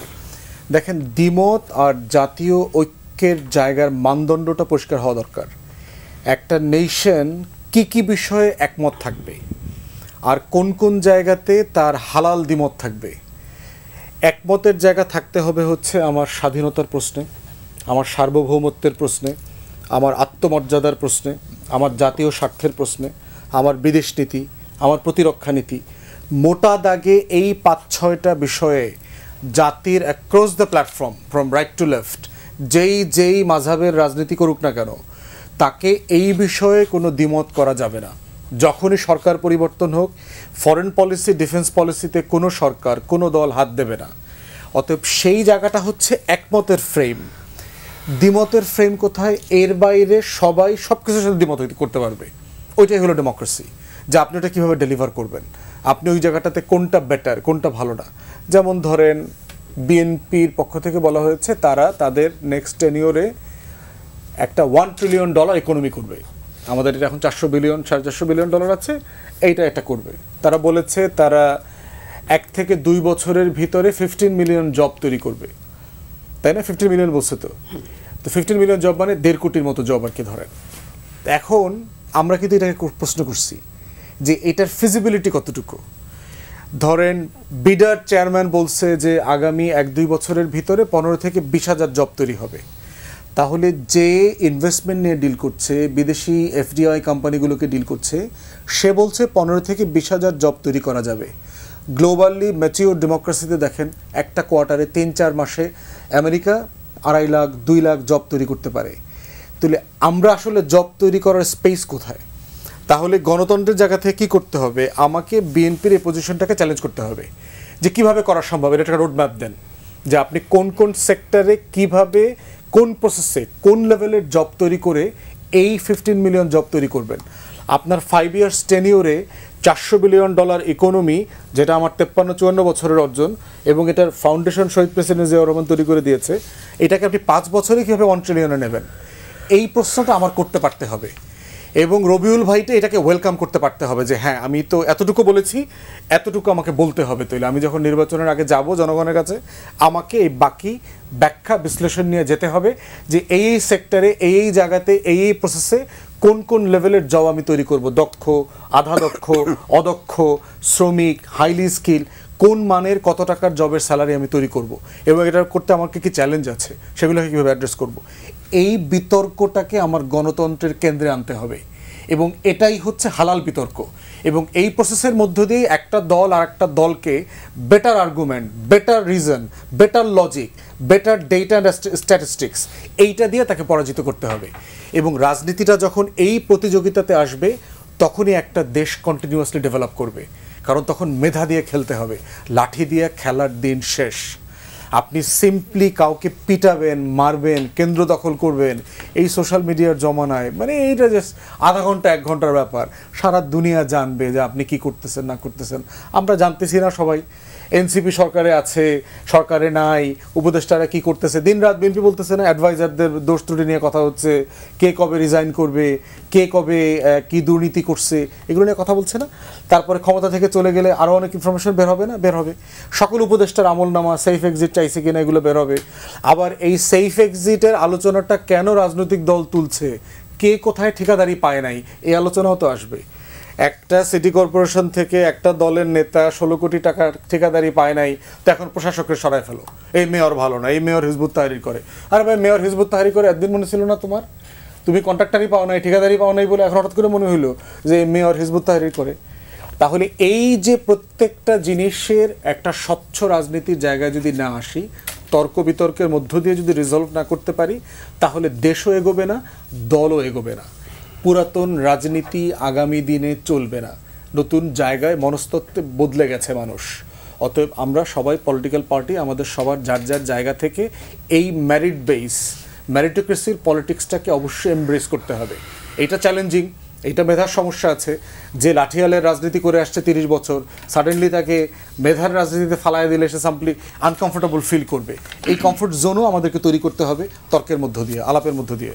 জি, শেখ রবিউল আলম, এই যে পুরনো রাজনীতি আর এদেশে চলবে না, এই জায়গাটি আপনি একটু মানে বিএনপি যেহেতু পুরনো রাজনৈতিক দলে, যে পুরনো রাজনীতি যদি না চলে, বিএনপির সামনের দিনে কোন রাজনীতির চিন্তা করছে, ভাবনা দেখাচ্ছে, সেটা একটু বলবেন। আর এর সাথে যুক্ত করতে চাই, নির্বাচন নিয়ে কথা আছে। আজকে নির্বাচন কমিশন আইন শৃঙ্খলা বাহিনীর সাথে বসেছিল, সেখানে নির্বাচন কমিশন তো আশ্বস্ত করছে যে নির্বাচনের সুষ্ঠু পরিবেশ আছে, কত সেনা সদস্য থাকবে, এই ডাটাও তারা দিচ্ছে। কিন্তু এখনও তো বিভিন্ন মহল থেকে এই নির্বাচন কমিশনের মানে নিরপেক্ষতা নিয়ে প্রশ্ন উঠছে। সেক্ষেত্রে নির্বাচন নিয়ে শঙ্কা আসলে পুরোপুরি এখনও কাটলো কিনা? একেবারে শঙ্কা থাকার কোনো সুযোগ নেই। নির্বাচন কমিশন নিরপেক্ষই আছে, শক্তভাবে কাজ করার চেষ্টা করছে। কিন্তু কোনো রাজনৈতিক দলের পারপাস সার্ভ না হলে তখন সে যদি চাপ প্রয়োগ করে, তখন মানে তার মতো করে চাইছে রাজনৈতিক দলগুলি। এগুলি একটা সাংবিধানিক প্রতিষ্ঠান কি চাই আমরা, স্বাধীনভাবে ফাংশন করুক, স্বতন্ত্রভাবে ফাংশন করুক, শক্তিশালী থাকুক, সার্বজনীন থাকুক, রাষ্ট্রের হয়ে কাজ করুক, সেটা আমরা চাচ্ছি। কিন্তু আমার দাবি পূরণ না করলে আবার বলছি যে নির্বাচন কমিশন পক্ষপাতিত্ব করছে। তাহলে আমার এই চাওয়া, এই যে রাজনৈতিক দলের যে চাওয়া, সেই চাওয়ার প্রাপ্তির যে আশা, তার মধ্যে তো বিস্তর তফাৎ। তার মানে কি, রাজনৈতিক দলগুলি নির্বাচন কমিশন সঠিকভাবে ফাংশন করুক সেটা দেখতে চাচ্ছে না, সেটা তারা সংস্কারে চায়। কিন্তু যখন তার মতো করে দাবি পূরণ না করে তখন সেটাকে বলা হয় পক্ষপাতিত্ব বা অকেজো অথবা ধরেন অক্ষম, এভাবে আমরা বলছি। এইটা ঠিক হবে না। কিন্তু নির্বাচন কমিশনের ইতিমধ্যে এই নির্বাচন কমিশনটা যেহেতু অন্তর্বর্তীকালীন সরকার গঠন করেছে, দল মত নিরপেক্ষভাবে থাকার চেষ্টা করেছে এবং সেভাবে গঠনও হয়েছে, এবং তারা যেভাবে ফাংশন করছে দৃঢ়তার সাথে, তাদের যেটাকে বলে বিধিমালা অনুসারে এবং সাংবিধানিক যে দায়িত্ব রয়েছে রাষ্ট্রের হয়ে ফাংশন করার, সে জায়গায় অনড় আছে বলে আমার কাছে মনে হচ্ছে। হ্যাঁ, চাপ আছে, চ্যালেঞ্জও আছে, কারণ আমাদের মধ্যে যখন অনৈক্য থাকে, রাজনৈতিক দলগুলি যখন নির্বাচন কমিশনের উপর চাপ প্রয়োগ করতে চায়, তো সেটা তাদের জন্য চ্যালেঞ্জ হয়। আইন শৃঙ্খলা রক্ষাকারী বাহিনী আগামী নির্বাচনে যেভাবে মোতায়েনের কথা হচ্ছে, সেনাবাহিনী যেভাবে রেগুলার ফোর্স হচ্ছে, 3 বাহিনী মোতায়েন করছেন, আনসার, বিডিপি, এগুলি তো আছেই, কোস্টগার্ড আছে, পুলিশ আছে। আমার মনে হয় যে আইন শৃঙ্খলা রক্ষাকারী বাহিনী সফল হবে। আর ধরেন যে কোনো বিচ্ছিন্ন ঘটনা হলেই নির্বাচনের ক্ষেত্রে অন্তরায়, এভাবে আমরা ভাবছি। সেটা গোষ্ঠীগত হতে পারে, বংশগত হতে পারে, এলাকায় আধিপত্য নিয়ে হচ্ছে, আধিপত্য নিয়ে হয়তো দ্বন্দ্ব, কিন্তু দেখা গেল এক ব্যক্তি বিএনপি করে, আরেক ব্যক্তি হয়তো এনসিপি করে, প্রচার হলো যে এনসিপি আর বিএনপির দ্বন্দ্ব হয়ে যাচ্ছে। দ্বন্দ্ব সংঘাত আমাদের দেশের রাজনীতিতে কম বেশি একটু আছে, আপনি রাতারাতি বেরিয়ে আসতে পারবেন না। আপনি বলছেন বিএনপি পুরনো দিনের রাজনীতি না, বিএনপি বিদ্যমান পরিস্থিতি, সম্ভাব্য পরিস্থিতি, পরিবর্তিত পরিস্থিতি রাজনীতি করছে। এই সংস্কারের কথা বললেন, 31 দফা কারা অনুধাবন করলো, কারা অঙ্গীকার করলো, কারা 31 দফা কোন প্রক্রিয়া বাস্তবায়ন করবে, তার রূপরেখা তো করেছেই এবং তার বিস্তৃত ভাবে জনগণের কাছে বিএনপি উপস্থাপন করছে। তাহলে আগামী দিনের যে রাজনীতি, সেটা তো বিএনপি ধারণ করছে। এই যে সংস্কারের যে প্রয়োজন ছিল সবার আগে উপলব্ধি করছি, এবং সংস্কারের সহযোগিতা করে একমত হয়েছে। একসময় বলা হয়েছে বিএনপি সংস্কার চায় না, আলোচনা করে যখন বিএনপি সংস্কারের ব্যাপারে একমত হলো, এখন দেখি যারা সংস্কারের প্রবক্তা দাবি করতেন তারাই চান না, তাদের সই করতে অনীহা, বা তাদের ধরেন এই জায়গায় দ্বিমত। আবার অনেকে ওখানে একমত হয়ে বাইরে এসে বলছেন না, সব জায়গায় পিআর চাই, নতুন করে আবার সিগনেচার উইথড্র করব। আমরা যখন রাজি হলাম তখন সবার গোত্র দাও, আর আমরা যখন সঠিক পথ দেখালাম তখন বললাম আমাদের চায় না। এখন এটা আমরা মানি, কারণ আমরা বড় দল, সম্ভাব্যভাবে ধরেন জনগণ যদি রায় দিতে পারে, আমরা মনে করি যে আমাদের ক্ষমতায় যাওয়ার সম্ভাবনা অনেকের চেয়ে বেশি, এটা মনে করি আমরা। কারণ আমরা জন আকাঙ্ক্ষা ধারণ করছি, জনগণের পাশে আছি, জনগণের উপর আস্থা রাখছি, সব পরিস্থিতিতে জনগণের সাথে ছিলাম, অতীতে আছি, থাকবো, এটা জনগণ মনে করে। যার ফলে সব রাজনৈতিক দলই চাইবে বিএনপিকে বিট করতে। আপনি 100 মিটার দৌড়ে আমি যদি 1 স্টেপ এগিয়ে যাই, পিছনে সবাই কিন্তু চাইবে ওই 1 স্টেপ অতিক্রম করার জন্য। আমরা এটাকে ইতিবাচকভাবে দেখি। আমি ফরাদ ভাইয়ের সাথে সব জায়গায় একমত যে মেধার প্রতিযোগিতা দরকার, আবার নতুন আইডিয়াও দরকার রাজনীতিতে। আপনি কিভাবে সময়ের পরিবর্তনের সাথে সাথে পরিবর্তিত বিশ্বে বাংলাদেশকে সমৃদ্ধ করবেন, প্রতিযোগিতায় থাকবেন, রিপ্রেজেন্ট করবেন, এইগুলি কিন্তু রাজনীতিবিদরাই মানে নতুন করে চিন্তা করবে এবং বাস্তবায়ন করবে। আরেকটা জিনিস আমার কাছে খুব বেশি মনে হয়, আমি জানি না সবাই একমত হবে কিনা, বাংলাদেশের রাজনীতিবিদের সংখ্যা কমানো উচিত। এটা এত বেড়েছে, প্রত্যেকটা দলের ইউনিট, ওয়ার্ড, থানা, সেখানে আবার 8-10টা অঙ্গ সংগঠন, মূল দল। আমার কাছে মনে হয় লক্ষ লক্ষ নেতাকর্মী তৈরি হয়েছে, দায়িত্বশীল নেতা তৈরি করা হয়েছে আছে একটা রাজনৈতিক দলে। এই যে মানে যদি আপনি বলেন কোটিখানিক রাজনীতিবিদ হয়ে গেছে বাংলাদেশে, সব দল যদি মিলান, এবং সেটা যদি আপনি ইউনিট থেকে কেন্দ্র পর্যন্ত বলেন। এখন এত রাজনীতিবিদদেরকে শৃঙ্খলায় রাখা, তারপর রাজনীতিবিদদের কিছু চাওয়া পাওয়া থাকবেই, সেটা মর্যাদা হোক, কিছু সুবিধা হোক, এটা তো উন্নত বিশ্বেও আছে। সেই যখন হিসাব মিলাতে যায় তখন দ্বন্দ্ব সংঘাত এবং ধরেন অনৈক্য, স্বার্থের দ্বন্দ্ব, কর্তৃত্বের দ্বন্দ্ব, মর্যাদার দ্বন্দ্ব একেবারে রুট লেভেলে চলে যাচ্ছে।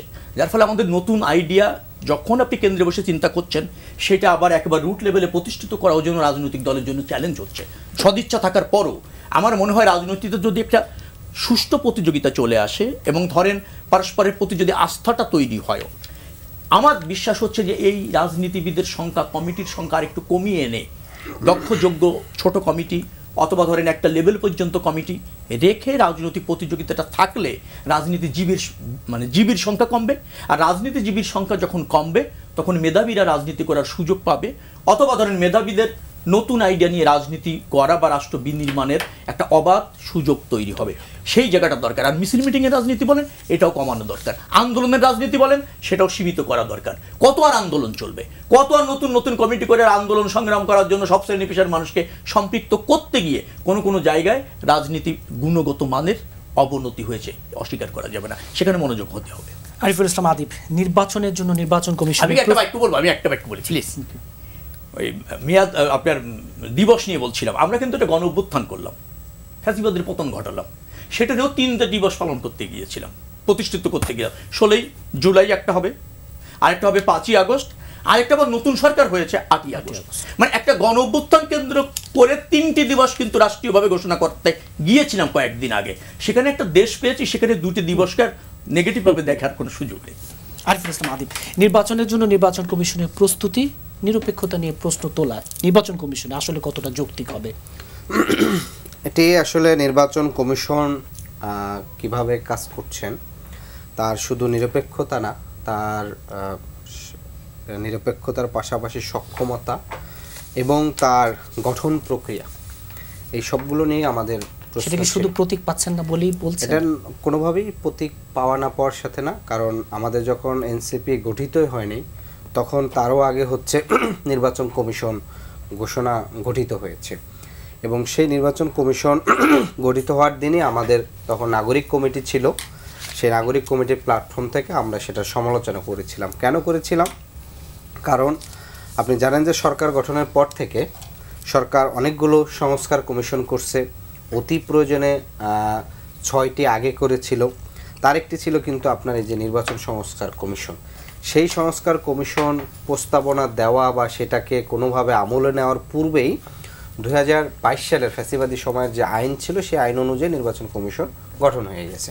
তাহলে আপনার এই সংস্কার কমিশনের প্রস্তাব কি আরও 5 বছরের জন্য ওয়েট করা লাগতেছে কিংবা হচ্ছে ইমপ্লিমেন্টেশনের জন্য?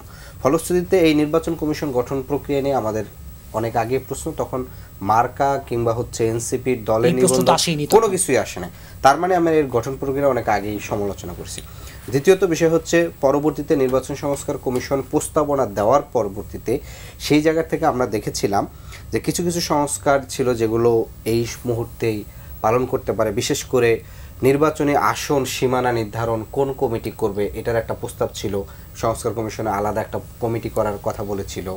দ্বিতীয়ত হচ্ছে যে আপনার এখানের নির্বাচন কমিশনের বিধিমালার অনেকগুলো বিষয় বলেছিল। ভোটার তালিকা কিংবা হচ্ছে এইটা কি নির্বাচন কমিশন থেকে সরিয়ে নিয়ে স্বরাষ্ট্র মন্ত্রণালয় কিংবা অন্য কোনো মন্ত্রণালয় নিয়ে যাবে, এরকম অনেকগুলো প্রস্তাবনা দিয়েছিল। ইন্টারেস্টিং বিষয় হচ্ছে এরকম বেশ কিছু প্রস্তাবনার সাথে বিএনপি যেই জায়গায় নোট অফ ডিসেন্ট বা হচ্ছে আপত্তি করেছিল, এবং নির্বাচন কমিশন কেন কিভাবে যেন সেগুলোতে আবার একই জায়গায় অর্থাৎ বিএনপি লাইনে চলে আসছিল। ফলশ্রুতিতে ওই সময় কিন্তু দেখা গেছে যে তার এই যে বিএনপির কাছাকাছি থাকা এবং পাশাপাশি থাকা, মানে ক্ষমতার তাপে এবং তাপে থাকার মানে যে একটা বাসনা, সেটা তখন থেকে শুরু হলো। এরপরে আসলো হচ্ছে দলগুলোকে নিবন্ধন দেওয়ার প্রক্রিয়া। সেখানে আমরা দেখলাম যে পূর্বে আমরা যেটা দেখতাম যে ফ্যাসিবাদের সময় নির্বাচন কমিশন সাংবিধানিক প্রতিষ্ঠান হলেও সেই সাংবিধানিক প্রতিষ্ঠান কোনোভাবেই হচ্ছে স্বাধীনভাবে কাজ করতো না, এবং আমরা সেটার সবচেয়ে বড় প্রমাণ যেটা দেখলাম যে আপনার এটার কি বলে যে যখন নিবন্ধন দেওয়া হয়, এখন আপনার যেই দলগুলোর সবচেয়ে বেশি ভাইব্রেন্ট গত 10-15 বছর যারা সবচেয়ে বেশি রাজপথে সংগ্রাম করেছে, সেই দলগুলোর একটারও কিন্তু নিবন্ধন আগে নির্বাচন কমিশন দেয় নাই। কারণ তারা তখন শেখ হাসিনা সরকার ছিল, যাকে অনুমোদন দিচ্ছে 2টি দলকে দিচ্ছে, দেয় না। এবার ইন্টারেস্টিং বিষয় হলো যে এনসিপি প্রায় 50,000-এর কম বেশি হবে কাগজপত্র ডকুমেন্ট জমা দিয়েছে, সেটা তারা তদন্ত করেছে, তদন্ত করে বলছে যে এইটা ঘাটতি আছে, আবার সেটা পূরণ করেছে। ডিজিএফআই এনএসআই থেকে শুরু করে জেলা পরিষদের মানে জেলা পর্যায়ের মাধ্যমে সেগুলো তদন্ত করেছে। কিন্তু একই সাথে এনসিপির সাথে তারা আরও একটু সংগঠনের নামও নিবন্ধনের জন্য করছে যে বাংলাদেশ কি জাতীয় লীগ নাম। তাহলে এই যে জাতীয় লীগ, আমরা যারা রাজনীতি করি, আপনারা টকশো করেন, সাংবাদিকরা, তারাই বলতেছে বাংলা বিষয়ে তো মনে হয় ওই রিপোর্টটা বের হইলো যে 2-1টা বাথরুমের মনে হয় একটা রুম পেয়েছে, যার কমিটির অস্তিত্ব পায় না, কাউকে পায় না। তাহলে এই যে একটা বায়বীয় একটা রাজনৈতিক দলকে নিবন্ধনের জন্য সে সিলেক্ট করেছে, এটা কিসের ভিত্তিতে করেছে, এটা কোন অদৃশ্য শক্তির বলে করেছে, কিংবা আগামী নির্বাচনকে কেন্দ্র করে কোনো রাজনৈতিক ইকুয়েশন আছে কিনা, সেটার জন্য তারা এটাকে করছে কিনা, ফলশ্রুতিতে এই বিষয়টি কিন্তু স্পষ্ট হয় না। সর্বশেষ যেটি করেছে, যখন এনসিপির যে মার্কা বিষয়, সে মার্কাটি সে কেন দিতে পারবে না সেইটার বিষয়ে তিনি কোনো ব্যাখ্যা দিতে চাননি। আরেকটা সবচেয়ে গুরুত্বপূর্ণ বিষয় হচ্ছে যে একটা সাংবিধানিক প্রতিষ্ঠান তিনি কোন ক্রাইটেরিয়ার ভিত্তিতে, কোন বিধিমালা অনুযায়ী, কোন নীতিমালা অনুযায়ী তিনি মার্কা সিলেক্ট করতেছেন, কোনটাকে তার মার্কা নির্বাচন কমিশনের প্রতীক তালিকায় রাখতেছেন, কেন রাখতেছেন না, এটা নির্দিষ্ট কোনো নীতিমালা নাই। তাহলে একটা সাংবিধানিক প্রতিষ্ঠান তিনি কোনো নীতিমালা ছাড়া চলতেছেন, কিভাবে চলতেছেন? ওই রাষ্ট্রের সরকার যখন যার ক্ষমতায় থাকে তিনি নির্বাচন কমিশনকে যেটা বলে দেন তিনি তখন সেটা কাজ করেন। ফলশ্রুতিতে আমরা যদি নির্বাচন কমিশনের এই যে 4টা দিক বললাম, তার গঠন প্রক্রিয়ার সমস্যা, তার নিরপেক্ষতা নিয়ে প্রশ্ন আসছে, তার সক্ষমতা নিয়ে প্রশ্ন আসছে, কারণ তিনি এখন পর্যন্ত যেই সিস্টেমে আমরা পূর্বে দেখেছিলাম একটা প্রতিষ্ঠানের কোনো ধরনের স্বচ্ছ অংশগ্রহণমূলক নির্বাচন করার অভিজ্ঞতা নাই। আপনি দেখবেন যে যদি নাই, তারা এখন একসাথে একটা বড় জাতীয়, আপনি যে ধরেন কোনো ন্যাশনাল টিম খেলেন না, আপনি কোনো লিগ খেলেন না, আপনাকে সরাসরি ধরেন বিশ্বকাপে আপনাকে পাঠিয়ে দিল মহাধুমধামে। এখন বিশ্বকাপে গিয়ে যে আপনি কি করবেন না করবেন সেটা তাহলে কি আগামী জাতীয় নির্বাচনের জন্য নির্বাচন কমিশনের যে প্রস্তুতি, সেই জায়গা থেকে বলছি আশ্বস্ত হচ্ছেন না আপনারা? না, নির্বাচন কমিশনের আচরণ, তার সক্ষমতা বিষয় এখন পর্যন্ত আমার একটা প্রশ্ন আছে, আমি আদিবকে একটা প্রশ্ন করি, একটু শেষ করি ভাই, 1 মিনিট। আপনি দেখবেন আমি একটা খুব বক্তব্য শুনেছিলাম, এটা খুব ছিল যে সাবেক বিচারপতি আব্দুর রউফ তিনি একটা বলছিলেন যে একটা নির্বাচন কিভাবে সুন্দর সুষ্ঠু করা যায়, বেশ কিছু পদ্ধতি বলেছেন। উনি যখন দায়িত্বে ছিলেন তখন লোকাল নির্বাচনে তিনি ওই লোকাল কমিউনিটির যারা সমাজে প্রভাবশালী ব্যক্তিত্ব তারা বলছেন যে এই কেন্দ্রের তোমার দায়িত্ব, তুমি এটা ভোট চুরি হয় কিনা তুমি পাহারা দিবা। তাহলে দেখা যাচ্ছে যে আপনার এই যে ডিসিএসপি থেকে নির্বাচন কেন্দ্রের সবচেয়ে বড় যে সমস্যা, আপনার রেজাল্ট ঘোষণা করেছে তাকে কে কত টাকায় বেশি কিনতে পারবে এটা নিয়ে একটা চলে যায়, ওটা কি বলে, একটা নিলাম উঠে যে ফালায়, কি বলে, এক ধরনের সেই জায়গা থেকে। ফলশ্রুতিতে নির্বাচন কমিশন তার সক্ষমতা, নিরপেক্ষতা, তার গঠন প্রক্রিয়া, এই বিষয়গুলো ক্লিয়ার করাটা উচিত। সেই জায়গা থেকে আমি মনে করি তার জাহিদুর রহমান 4 মাস পরে নির্বাচন, এই যে নির্বাচন কমিশনের নিরপেক্ষতা, গ্রহণযোগ্যতা, সক্ষমতা প্রশ্ন, আদিবকে যে প্রশ্নটা করেছেন করে রাখে, আদিব পরে সুযোগগুলো জবাব দিবে। সরকারের কথা শুনে যদি নির্বাচন কমিশন চলে, তো নির্বাচন কমিশন এখনকার নির্বাচন কমিশন যা যা করছে, শাপলা না দেয়া থেকে শুরু করে, এগুলো সব কি সরকারের নির্দেশনায় করছে কিনা আমার একটা কৌতূহল হলো আর কি। তাহলে তারা সরকারকে অ্যাকিউজ করছেন কিনা? আমরা শুধু নট অনলি সরকার, আমি বলছি সে কার বলে দিচ্ছে না সেটা সে স্পষ্ট। এখন একটা জিনিস, নির্বাচন কমিশন নিয়ে আমরা যখন, এটা ওনাদের একটা রাজনীতি, এটা মানতে হবে, এবং এটা ওনারা এমনি এমনি বলছেন তা না। ওনাদের আসলে প্রথম সংকট শুরু হয়েছে জনাব ইশরাককে যখন মেয়র হিসাবে তারা অ্যাগ্রি করলেন। আসিফ মাহমুদ সজীব ভুঁইয়া তো সরকার, ওটা তো এনসিপি না। আমরা দেখলাম ওনারা আসিফ মাহমুদ সজীব ভুঁইয়ার পক্ষে স্ট্যাটাস দিচ্ছেন সমানে এনসিপির মানুষজন। আমি কারণ খুঁজতে পারি, আমি বোকা চিন্তা করলাম ভাই দরকারটা কি, আসিফ মাহমুদ সজীব ভুঁইয়া কি এনসিপি? যতদূর জানি না তো, তাই না? তো কিন্তু ওনারা দাঁড়ালেন এবং তখন থেকে শুরু, ওখানে গিয়ে ঘেরাও করতে গেলেন এবং ওনারা নির্বাচন কমিশনের কাছে লোকাল গভর্নমেন্ট ইলেকশন চাইলেন, সেখানে ঘেরাও করে। মজার ব্যাপার, ওনাদের ওখানে যথেষ্ট শিক্ষিত মানুষজন আছেন, এই তরুণদের প্রতি আমি খুবই ইমপ্রেসড, আমরা অনেক শো করেছি।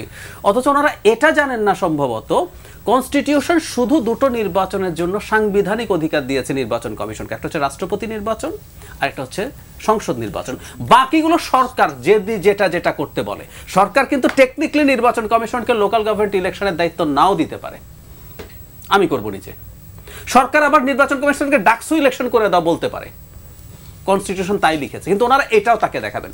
নাম্বার 2 হচ্ছে নির্বাচন কমিশনকে এত বেশি ক্ষমতাশালী দেখালে না আমার কাছে শেখ হাসিনার ন্যারেটিভ মনে হয়। শেখ হাসিনার বিরুদ্ধে যখন আমরা সমানে ফাইট করতাম তত্ত্বাবধায়ক সরকার নিয়ে, শেখ হাসিনা ঠিক এই কথাটা আমাদেরকে বলতেন, এবং ইটস নট দ্যাট রং। আমাদের যে আরপিও আছে, আমাদের কনস্টিটিউশন আর্টিকেল 120, 126 নির্বাচন কমিশনকে ভীষণ শক্তিশালী করেছে, কিন্তু এরপরও তত্ত্বাবধায়ক সরকার তো আমরা এবারও এই পুরো ঐক্যমত্য কমিশনের আলোচনায় ছিল, এটা থাকবে। এবং রৌফের কথা বলছেন বিচারপতি, আমি সরি উনি চলে গেছেন, উনি একটা ভালো নির্বাচন করেছেন, উনি নির্বাচন ওনার জন্য করতে পারেন নাই, উনি নির্বাচন করতে পেরেছেন বিচারপতি শাহাবুদ্দিন সরকারের জন্য। ওনার আমলে মাগুরার একটা উপনির্বাচন হয়েছিল, গিয়ে ওখান থেকে পালিয়ে এসছেন, সেই নির্বাচনটা ক্যান্সেল করার ক্ষমতা ওনার ছিল, উনি সেটাও করেন নাই। সেজন্যই বলছি আসলে দিনের শেষে নির্বাচন কমিশন প্রধান ইস্যু না, কিন্তু যেহেতু ওনাদের সাথে কয়েকটা ইস্যুতে নির্বাচন কমিশন এক ধরনের কনফ্রন্টেশন হয়েছে, তাই শেখ হাসিনার সময়ের আইন বা এসব, শেখ হাসিনা তো একটা আইন করলেন টেকনিক্যালি, আমাদের তো একটা আইন প্রয়োজন ছিল, এতদিন পর্যন্ত এটা করা হয় নাই। তার আগে তো আইন ছাড়াই নির্বাচন কমিশন হয়েছে না? তো তাহলে কি সেই নির্বাচন কমিশনগুলো, আমাদের তত্ত্বাবধায়ক সরকারের সময় যে নির্বাচন কমিশনগুলো ছিল, ওগুলো কি খারাপ করেছিল? খারাপ করে নেই তো। তো আসলে আবারও বলছি, এতেও সমস্যা নাই, এনসিপির পলিটিক্স আছে, সে তার পলিটিক্স করছে, এটাকে আমরা এভাবেই পড়তে চাই আর কি। ব্যারিস্টার আসাদুজ্জামান ফুয়াদ, আজকে পর্যন্ত নির্বাচন কমিশনের যে প্রস্তুতি এবং যে রোড ম্যাপের কথা বলছেন, কত সদস্য থাকবেন, কি প্রস্তুতি, আশ্বস্ত হচ্ছেন কিনা যে অবাধ, সুষ্ঠু, গ্রহণযোগ্য নির্বাচন? শুধু তো নির্বাচন কমিশনের সমস্যা না, এই যেটা আমি বারবার বলছি আর কি, সেটা হচ্ছে যে আপনার পুরো রাষ্ট্রেরই একটা ইলেকটোরাল ডিমেনশিয়া আছে, যে এই রাষ্ট্রের কোনো পক্ষই জানে না যে ভালো নির্বাচনটা কী। আমাদের প্রায় 6 কোটি তরুণ, 35-40 যাদের ভোট, তারা কোনোদিন ভোট দেয়নি। আমরা তো প্রায় অলমোস্ট কেউই ভোট দেয়নি কোনোদিন। তো যারা ভোট দেয়নি, ভোটার হিসাবেও তো আমার কোনো স্মৃতি নাই। আবার দ্বিতীয়ত হচ্ছে 2001-এর পরে তো ভালো কোনো নির্বাচন হয়নি। যা হয়েছে, দিল্লির ইঞ্জিনিয়ারিং হয়েছে 2008-এ, 14-তে একতরফা হয়েছে, 18-তে রাতে হয়েছে, 24-এ ডামি হয়েছে। তাহলে দিন শেষে নির্বাচন কমিশনেরও কিন্তু একটা ভালো নির্বাচন করবার কোনো স্মৃতি নাই, কোনো অভিজ্ঞতা নাই। এবং এখন যারা নির্বাচন কমিশনে আছেন, তারা তো রিলেটিভলি গত 24-25 বছরের কোনো ভালো নির্বাচন দেখেন নাই। যারা ভালো নির্বাচন করেছেন এবং দেখেছেন, তারা কিন্তু ম্যাক্সিমাম রিটায়ার করে ফেলছেন।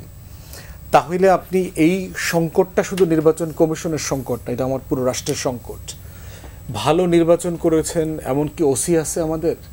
ভালো নির্বাচন করেছেন এমন ডিসি আছে, টিএনও আছে, কোনো ভালো পর্যায়ের অফিসার কতজন আছে জুনিয়র লেভেলে যাদেরকে দায়িত্ব দিতে পারবেন?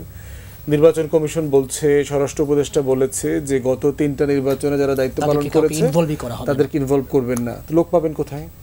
আমার টোটাল ইলেকশন সিস্টেমটা প্রায় 43-44 হাজার সেন্টার, এইটা অর্গানাইজ করতে আমার 17 লক্ষ থেকে 21 লক্ষ লোক প্রয়োজন হয়।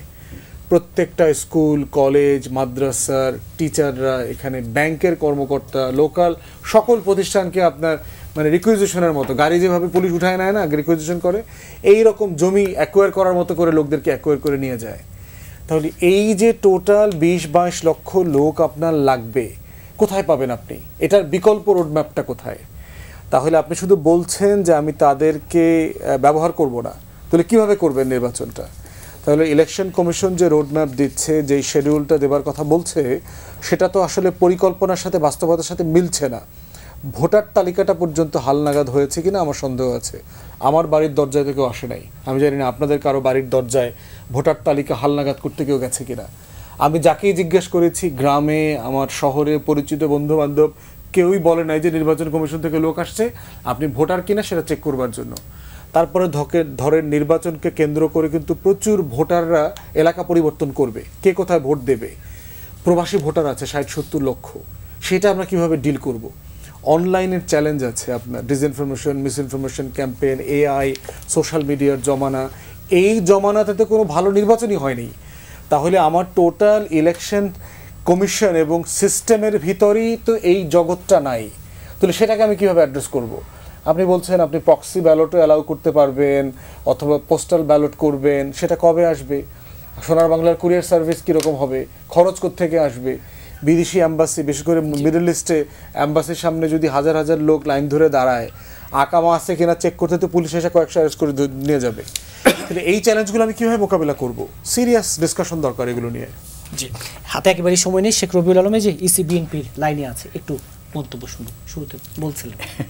আমি একটাই বলছি, সে বলছে পলিটিক্স করছে, কিন্তু আমি পলিটিক্স দেখছি না, আমি দেখছি একটু অপরাজনীতি হয়ে যাচ্ছে। কারণ সাংবিধানিক প্রতিষ্ঠানকে যদি আপনি কারণ ছাড়া বিতর্কে নিয়ে আসেন, নিজের স্বার্থ ফুলফিল না হলে বা নিজের দাবি পূরণ না হলে, আমার মনে হয় সেটা জাতীয় নির্বাচনে বড় ক্ষতি করবে। আর সাংবিধানিক প্রতিষ্ঠানকে কারণ ছাড়া বিতর্কিত করা উচিত না।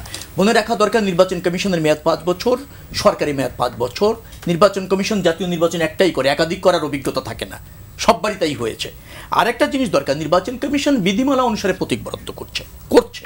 আমার বক্তব্য হচ্ছে যে সেই বিধিমালা ত্রুটি থাকলে নিশ্চয়ই আইনের কাছে সে জবাবদিহি করবে। এখন আমি একটা রাজনৈতিক দল হলাম, আমার নির্বাচন কমিশনের নিবন্ধিত যে সমস্ত প্রতীক আছে সেখান থেকে একটা বেছে নেওয়ার কথা, সেটা না বলে আমি এখন বললাম আমাকে দেন, জাতীয় স্মৃতিসৌধ দেন। আরেকটা রাজনৈতিক দল এসে বললো না আমাকে জাতীয় সংসদ দেন, আরেকটা রাজনৈতিক দল এসে বললো না আমাকে ওই শহীদ মিনার দেন, কেন্দ্রীয় শহীদ মিনার দেন। তো সেটা ইনলিস্ট করে দেবে? এটা কোনো বিধি হতে পারে? আমার বক্তব্যটা হচ্ছে যে প্রতীকী কি দলকে মহিমান্বিত করে না দল প্রতীককে মহিমান্বিত করে? নৌকার থেকে তো জাহাজ অনেক দামি, জাহাজ মার্কা নিয়ে তো হেরেছে, নৌকা প্রতিষ্ঠিত হয়েছে, সেই নৌকা আবার ডুবিয়েও গিয়েছে ফ্যাসিবাদী শক্তি হওয়ার ফলে। প্রতীকের প্রতি এরকম মনোযোগী আমার মনে হয় না হয়ে যদি এনসিপি এই বিধিবিধানের প্রতি মনোযোগী হয়, অথবা যদি নতুন করে আইন করে আরো অনেক প্রতীক ইনক্লুড করার সুযোগ থাকে, সেই সুযোগ দিয়ে যদি করা যায় আমার মনে হয় ভালো। নির্বাচন কমিশন বিএনপির লাইনে আছে এক বাক্যে। বিএনপির লাইনে নির্বাচন কমিশন নয়, বিএনপির লাইনে পুরো জাতি আছে, কারণ বিএনপি ন্যায্যতা অনুসরণ করে। বিএনপি গোষ্ঠীর এবং দলের স্বার্থে কোনো দাবি চাপিয়ে দেয় না, বরং জনগণের দাবি ধারণ করে রাজনীতি করে। এই জন্য পুরো জাতি বিএনপির সাথে। একবারে শেষে আছে এই যে শেষে যে মন্তব্যগুলো, এই যে বিএনপি তো আসলে কোনো মার্কারের জনপ্রিয়তা করে না। বিএনপির মার্কা সহ আরেকটা দলরে নিজেরা মানে নিয়ে জনপ্রিয়, ধরেন তখনকার জাদু মিয়া ভাই, তাকে নিয়ে হচ্ছে সরাসরি তার মার্কা সহ দানের শীষ মার্কা নিয়ে তারা সরাসরি নির্বাচন করছে বা রাজনীতি করছে। আওয়ামী লীগও ঠিক সেম, নৌকা তো আওয়ামী লীগের নিজেরা নিয়ে জনপ্রিয় করে নেয়। ফলশ্রুতিতে শাপলা কিন্তু এখন পর্যন্ত কারো মার্কা নাই, বরঞ্চ এটা আমরা বলেছি যে এটা ঐতিহ্যগত বাংলাদেশ নদীমাতৃক রাষ্ট্র, এটার পরিচিতি, এটা সব কিছু বিবেচনা করে, সাংস্কৃতিক ইম্পর্টেন্স সব জায়গায় বিবেচনা করে আমরা এটা চেয়েছি। আর তাদের প্রতীক বরাদ্দের বিধিমালা আছে, কিন্তু প্রতীকটা সে কি বিধিমালায় সিলেক্ট করতেছে, মানে ইলেকশন কমিশনকে তো একটা জনগণকে জবাবদিহিতা করতে হবে যে আমি এই ক্রাইটেরিয়াতে আমার প্রতীকে এই আদালতে না, এটা তাকে এ পর্যন্তই। আগামীকাল আবারও দেখা হবে, সে পর্যন্ত ভালো থাকুন, সুস্থ থাকুন।